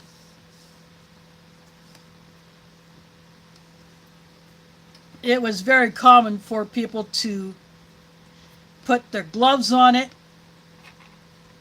especially if it had been snowing for a while, put their gloves on it for a few minutes and dry them out on that radiator.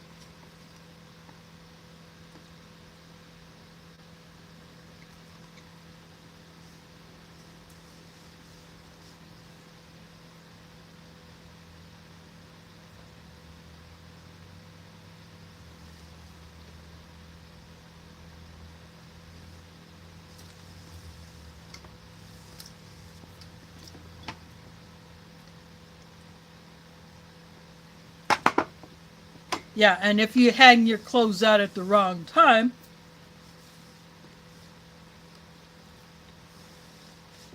and you get some kind of freezing rain or snow or even rain, and then that freezes,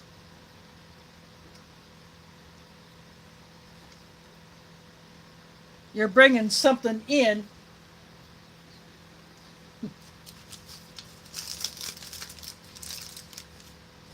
that's as stiff as a piece of cardboard.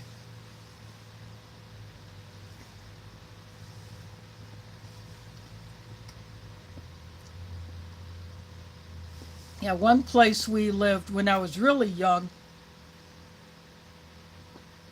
we had a clothesline because the dryer that we had was not all that great, and we could not afford to either get it fixed or get a new one at the time. So during the warmer months, we would hang our clothes out on the line to dry.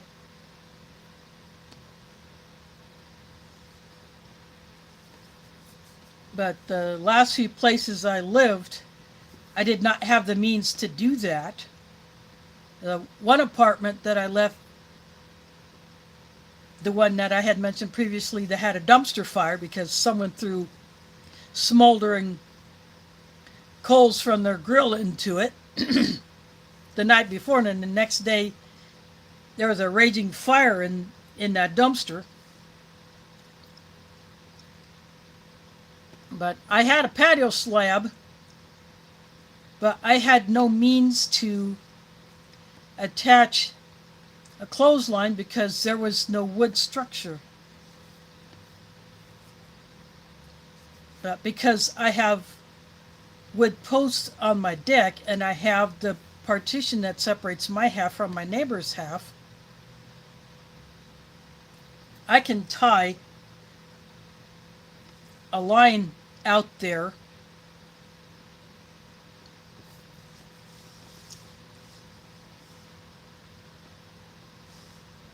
and put stuff on it. Plus, I could use my plant racks.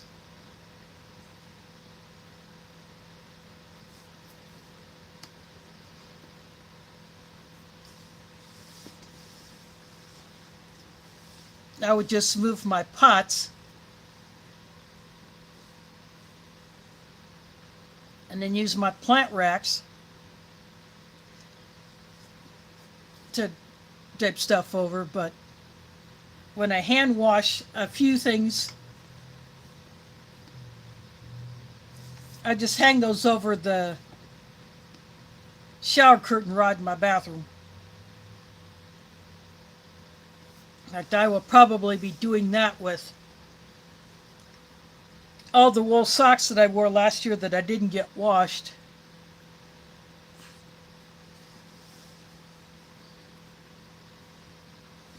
I just use a bowl in the bathroom sink with a little bit of diluted laundry detergent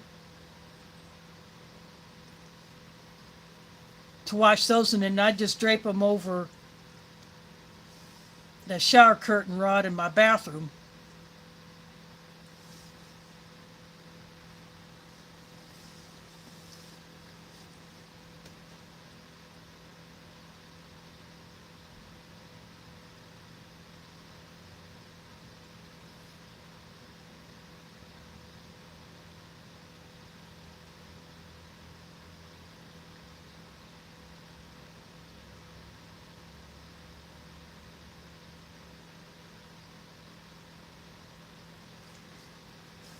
Yeah, you've been around a few years. Yeah, we were in cloth diapers when my siblings and I, at least my sisters and I don't know, I can't remember if after my brother was born in 1970, if he was in cloth diapers or disposables.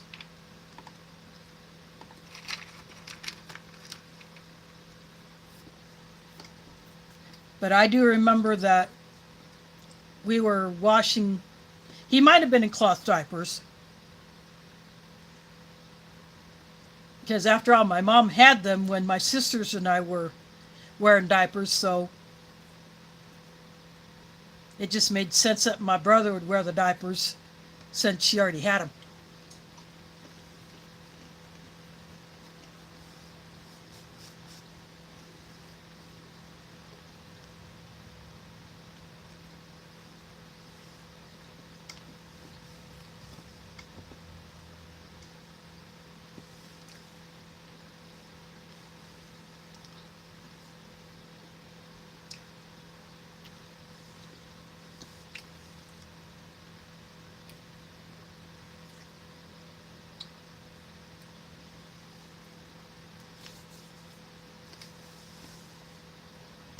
And there was, yeah, we had the plastic underwear that would go over the diapers.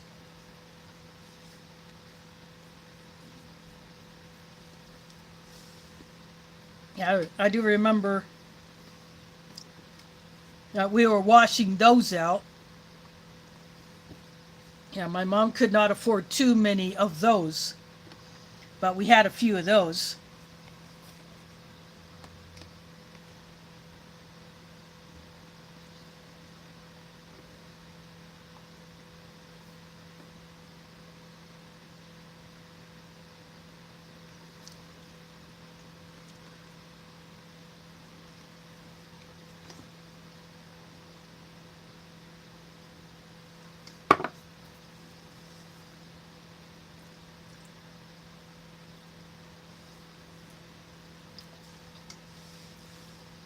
My dad was 8 years old when you were born, and my mom was 6.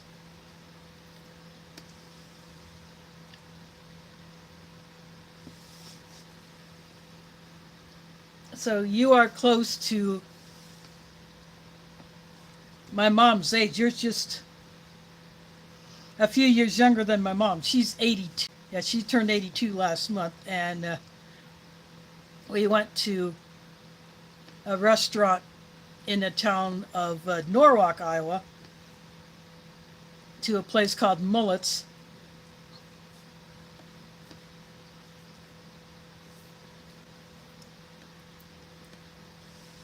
So we had a great time celebrating her 82nd birthday.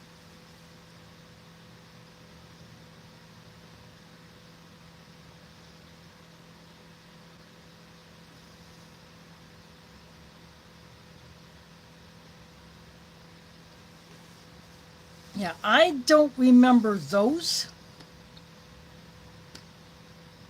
I don't know if we had them in the 60s when I was that young.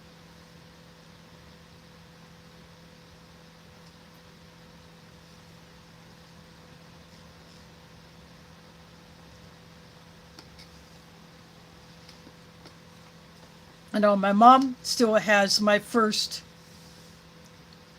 school picture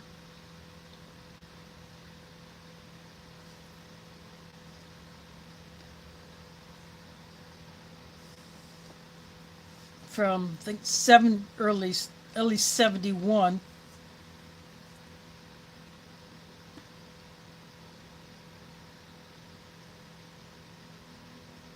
Yeah, they usually the school I went to at the time, they shot those in the spring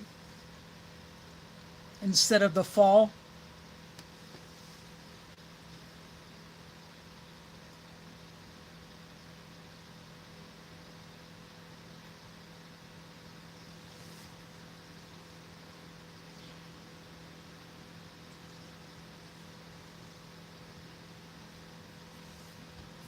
Yeah, my dad did not get to his 67th birthday.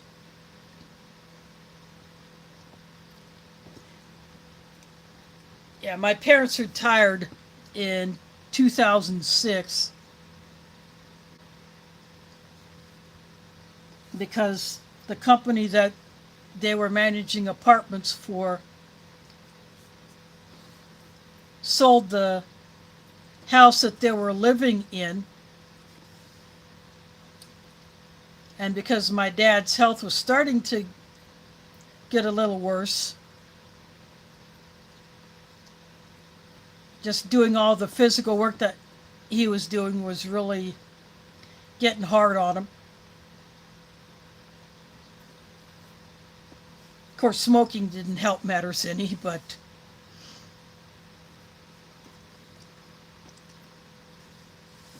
so they just decided to both take early retirement.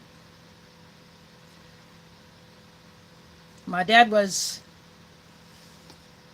old enough to take the early retirement, get the Social Security. My mom still had to wait a few years.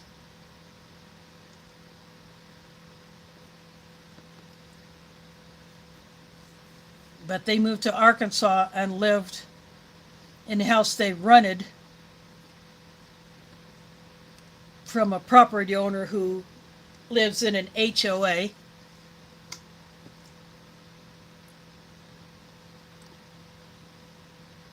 So they had to follow the HOA rules.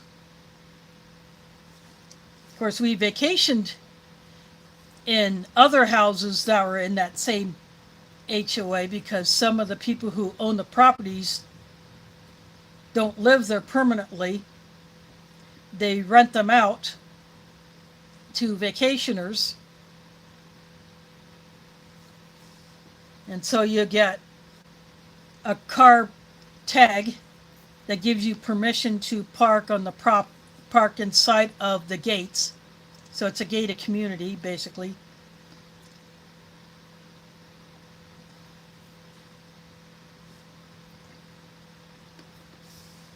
So that gives you the ability to come and go as you please during the time that you are renting the house there. And the owners use a real estate agency to list the houses that they're renting. This was before Airbnb. Now those people probably just use Airbnb or some similar service to rent their houses out to vacationers.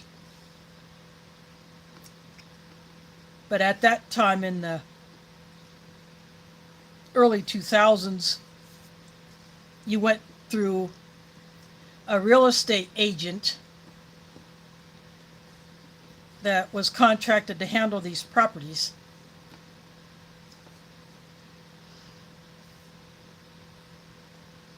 But it was a lot cheaper to actually rent there than it was to try to get a hotel room.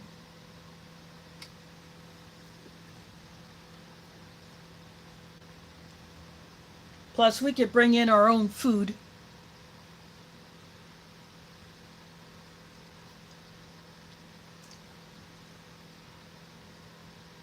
And we didn't have to deal with other people around us other than, whoever's in the surrounding houses.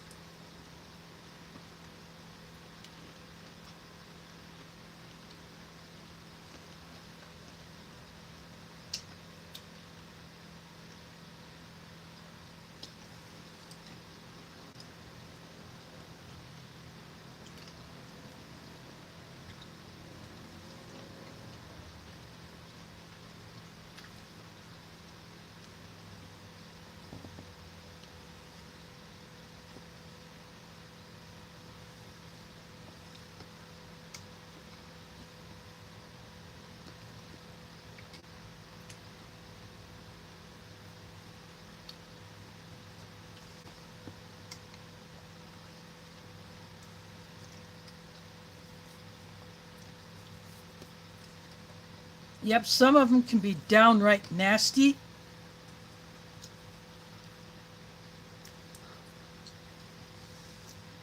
There have been instances where HOA boards are going after properties that are not even under their governance for these so-called rule violations.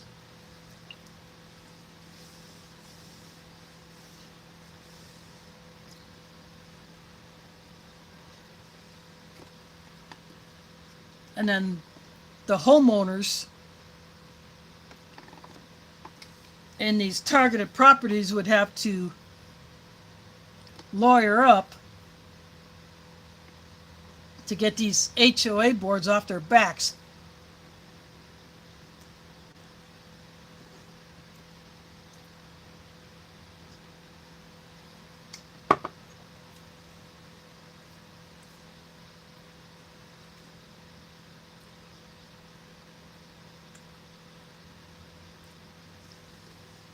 Yeah, when my parents lived in one, in the couple of years that they were able to enjoy their retirement,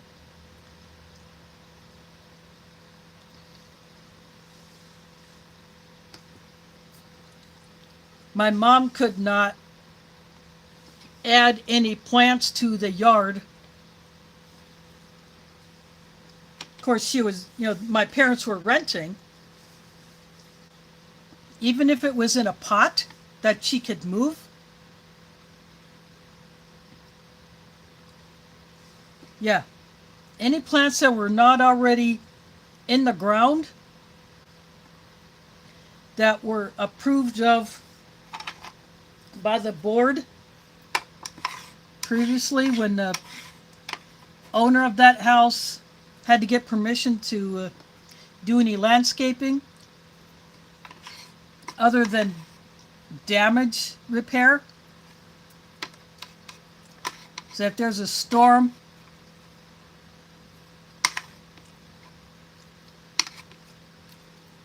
just going after the few crumbs of my pound cake. Yeah, you have to get permission from the board to do storm damage repair or replacement planting.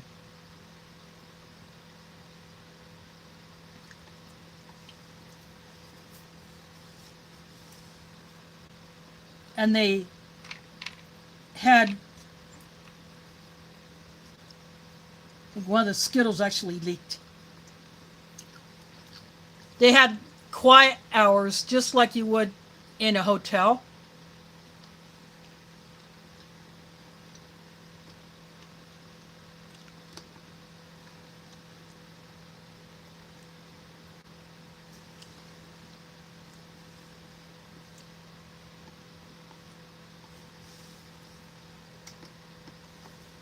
I don't know if it was so strict that you could not be outside in your yard after a certain amount of time, like a curfew, or if you just had to keep the noise down.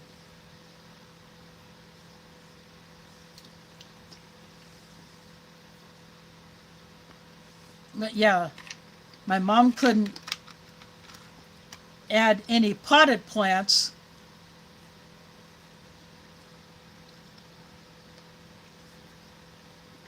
without getting HOA approval, so she never got any. But because they did not get to spend a whole lot of time there, when my dad got diagnosed with his cancer, when my parents told the owner of the house that they're running that they're going to leave to come back to Iowa, he did not ding them for breaking the lease.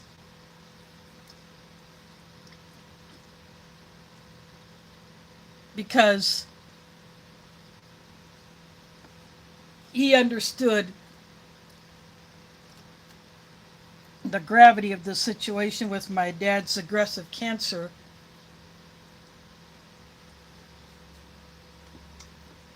And I think he may have even come helped them pack.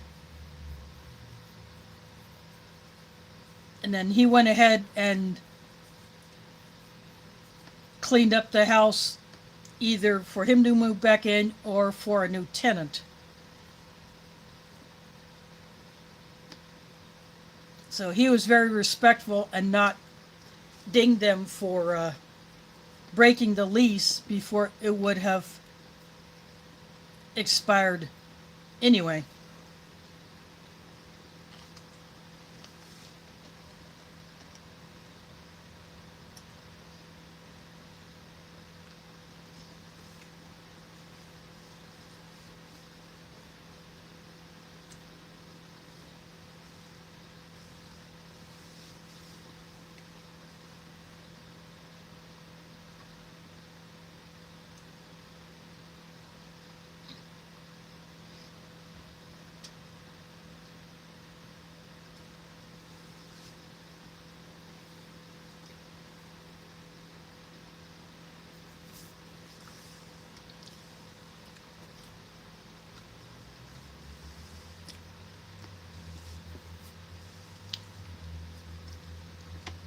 Yeah, I have known a few awesome Karens as well. Their real names.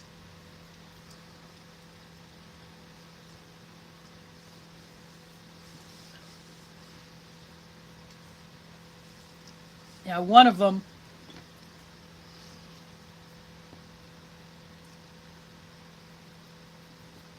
is actually of Chinese descent. That she grew up in Singapore. Well, Karen is actually her U.S. name.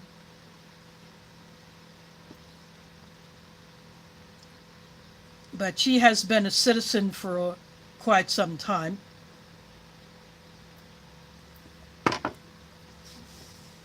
But because she married a man who was in the military, in the Air Force,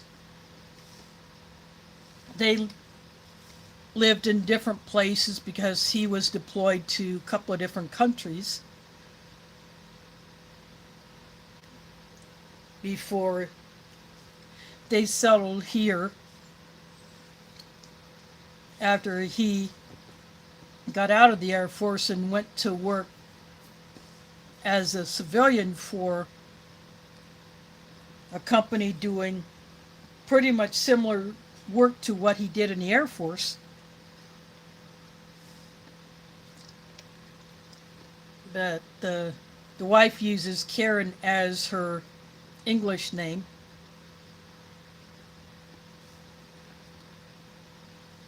But she is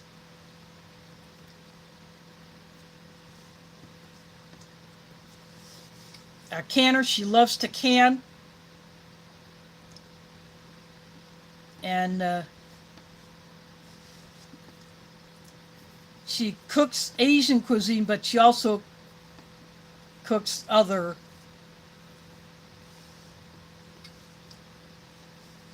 but her husband, because they spent so much time,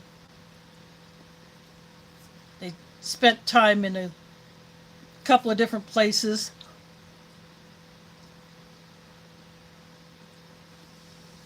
Or Asian cuisine was the norm. He just developed a love for it, but yeah, they can what they get from the garden if it's enough to, or they may can a few different things at once depending on what they get. But they have chickens. This is the couple that had bees until she got stung and found out that she was extremely allergic. One sting sent her to the hospital, so he had to call in another beekeeper to take his bees and all of his beekeeping equipment while he sold it. He sold the hives and everything else that went with taking care of the bees. But he has made mead, different flavors of meads. Of course, I won't drink that because I don't drink alcohol. But I have a couple of jars of honey. I have not opened yet.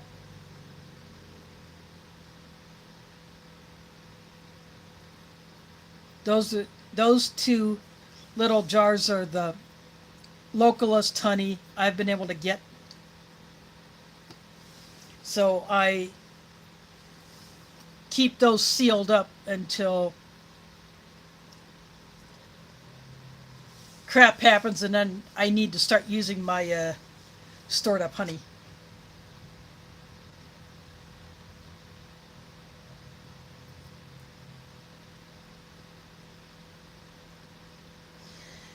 Yeah, I wouldn't be surprised about some of the weird laws any place has.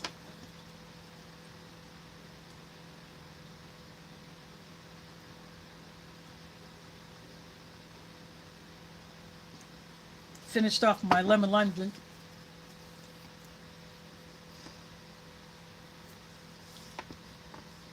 I really didn't notice any weird laws that affected me directly back in '86 when I spent a month in Mexico.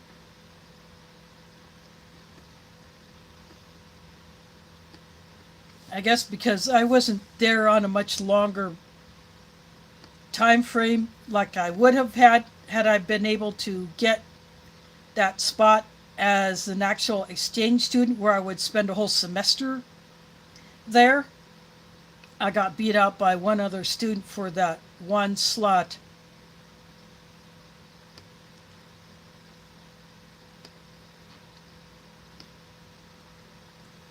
But the one student who did get to go there for a whole semester was in Guadalajara, and I think he or she went to a different school than those of us who did the summer, the 1 month immersion course.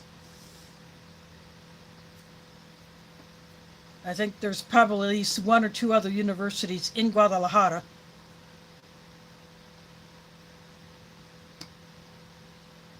That they could have gone to.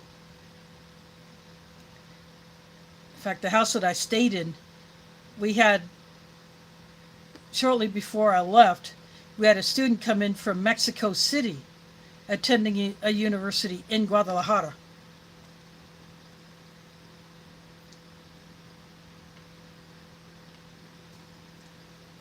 Probably because it was less expensive than any in Mexico City.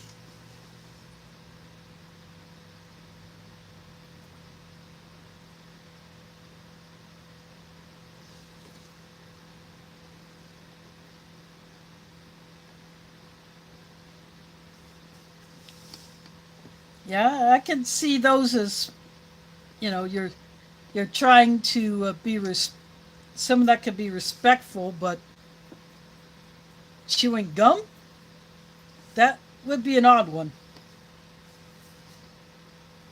I don't know, maybe the locals think it's tacky or something, I don't know.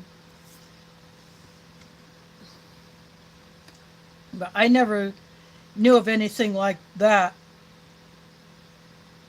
in Mexico, at least when I was there. Now, thanks for dropping in.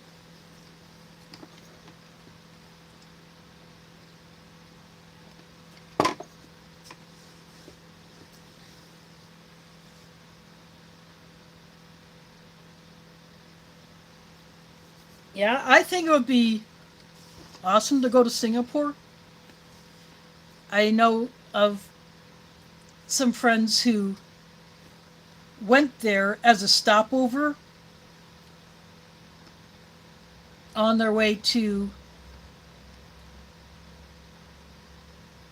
another country when a couple here used to go to Malaysia at least once a year or once every 2 years because their oldest daughter lives there as a permanent resident. She married a Malaysian and she became a permanent resident. I think she still retains her U.S. citizenship. because when she's come back here, she flies on a U.S. passport.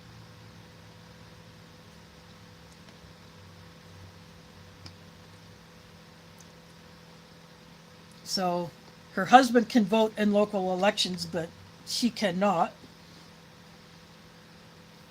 But that's fine with her. But as this couple has gotten older, they don't travel as much, only when necessary. They'll only fly if they have to go to, say, DC. The last time they went to DC was for one of the wife's relatives who had died earlier this year. In the spring, she had to go to DC. And then they took a road trip up to Minnesota. But one of their daughters who lives here actually drove them up there. So they spent the weekend up there. They bummed around the Mall of America.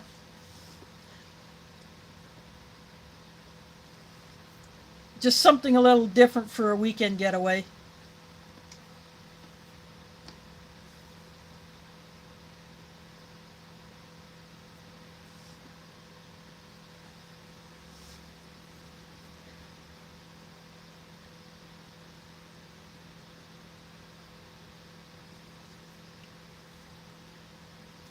And it had been probably almost a decade since they last went to Saudi Arabia to do Hajj.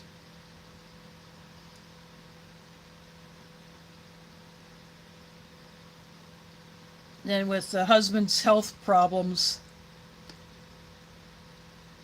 yeah, long distance travel,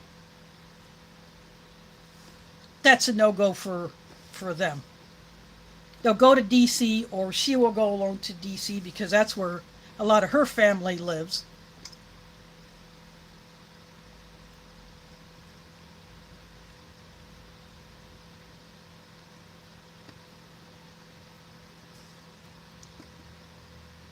But yeah, they're close to 90. I'm not sure if which one of the two is older, but they're either at or close to 90 years old, both of them. So traveling is just,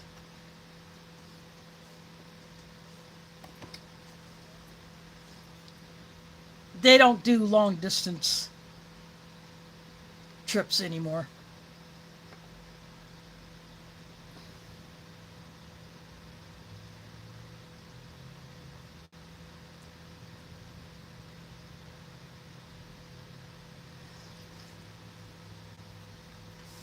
Yeah, from what I have heard from another woman I know who married a Malaysian,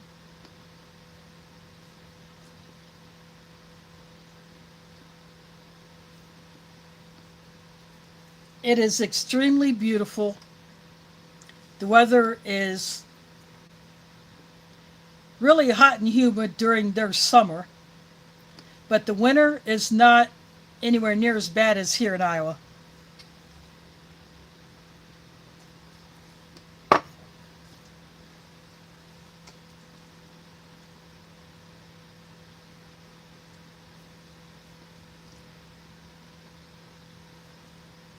But Kuala Lumpur is where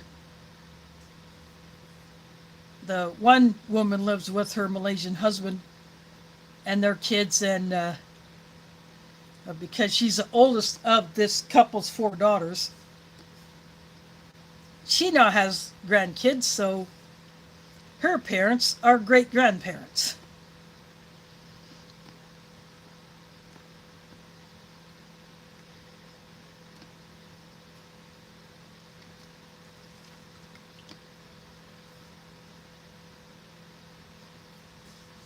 So the other three daughters live here in the city, and then this other younger woman who I know who married a Malaysian.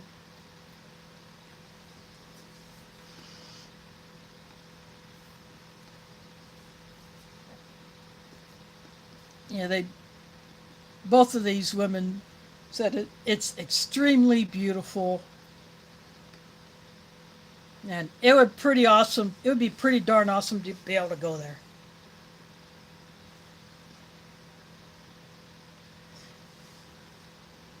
Yeah, as long as you can get the entry visa,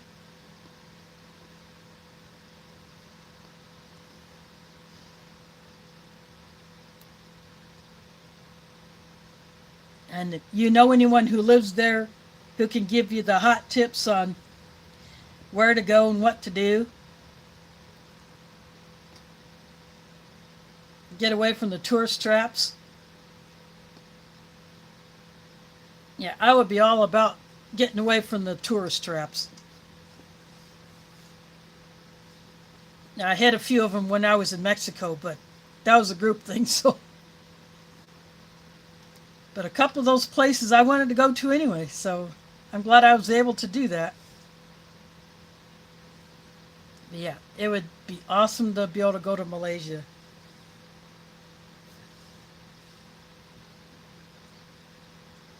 And another local friend here has been posting up pictures she has been taking on her month-long visit to Laos.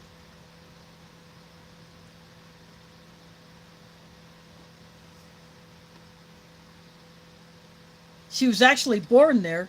She came here from there 50 years ago, along with her parents.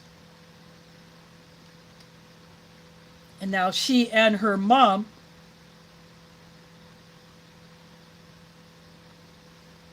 are back in Laos.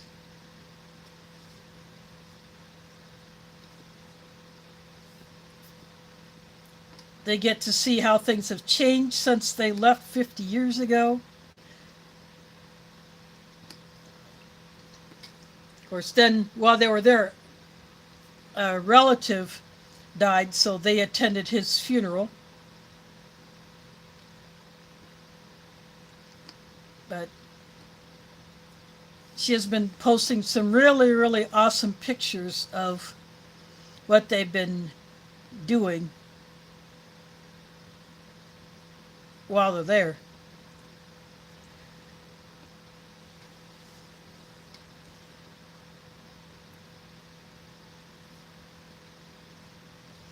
Yeah, I think you would in any country,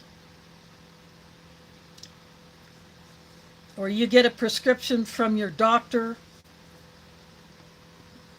that you would hopefully be able to get filled if you couldn't bring the medicines with you. Of course, I was not taking any medicines, any prescriptions when I went to Mexico back in '86.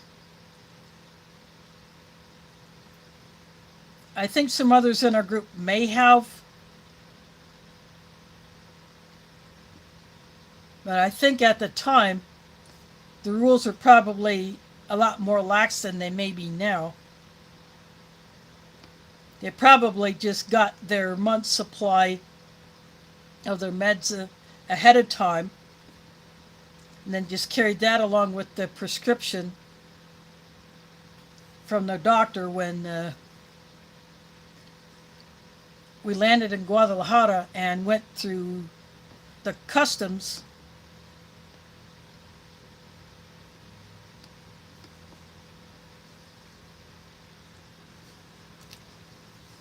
But because I haven't been out of the country since then, I have no idea what things would be like now if I were to go to a particular place.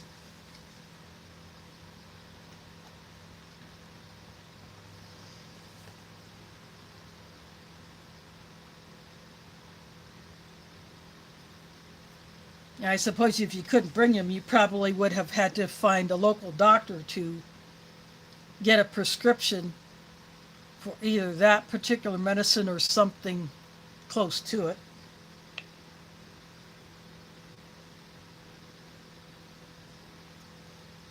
I'm pretty sure some of the ones that I currently take would not be allowed at all.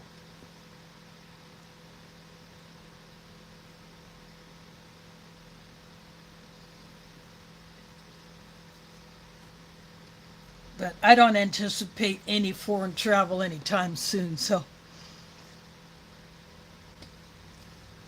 I probably won't bother getting a passport, although I have heard of people getting passports even if they have no plans to travel outside of the country, just to use it as a backup form of ID in addition to the regular driver's license or non-driver ID.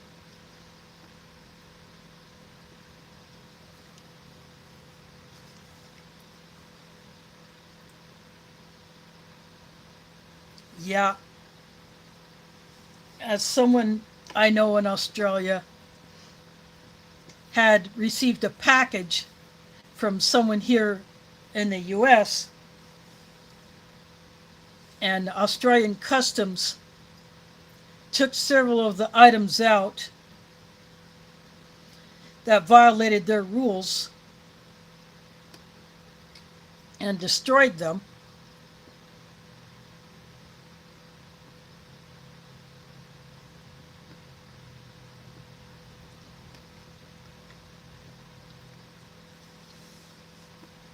And Sender had sent some pieces of fat wood, but the pieces had the bark on the outside. That violated a rule, so they were destroyed. Had those pieces not had the bark on them, they would have got through. And I think there might have been a couple other bits in there in that other package that got destroyed. I don't remember what the sender had put in there besides the pieces of fat wood with the bark still on them. But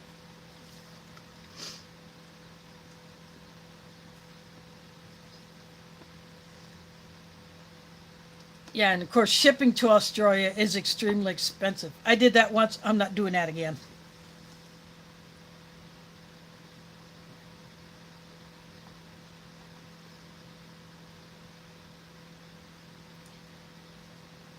Yeah. Yeah, even when I'm doing local trips here, I pack an extra day's worth of stuff just to be on the safe side.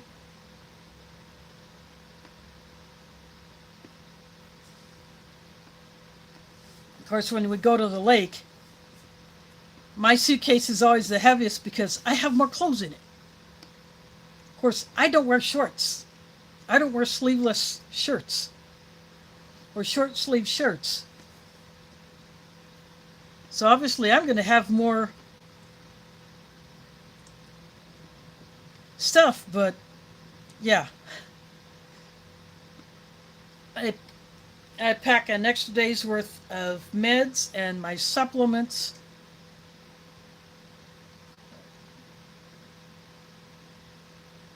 Yeah, just because I want to be prepared in case something happened. Even when I go to the White Eagle powwow in September, I had an extra day's worth of stuff.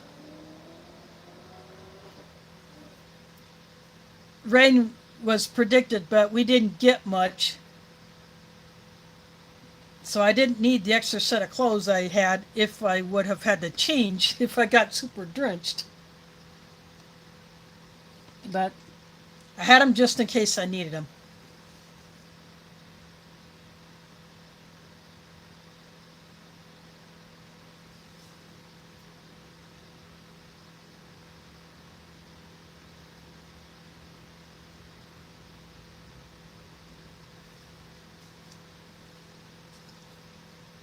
If I ever get to go to Saudi Arabia to do Hajj, I would do the same thing. Of course, that's way out of my price range. Someone would have to pay for my trip, but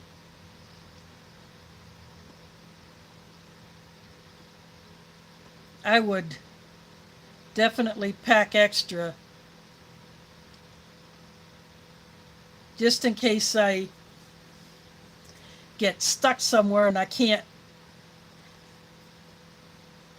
see if I have a layover in whatever country and the layover gets extended because of something with weather or technical issues with planes or whatever. I would have something I can hold me over until I can get out onto another flight.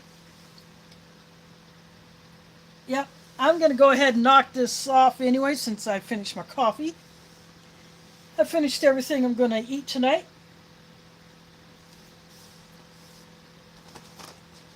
It was good to get into a classic. I'm glad this menu is still in the lineup.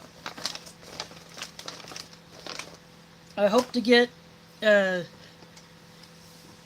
24-pack case A, although that may not be till next year. But then maybe I can get some 25s, who knows. But this is a good one.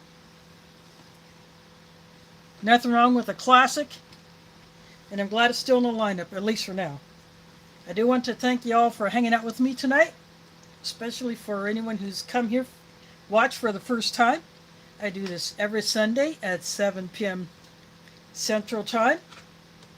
And I'll come back at you next week with something different.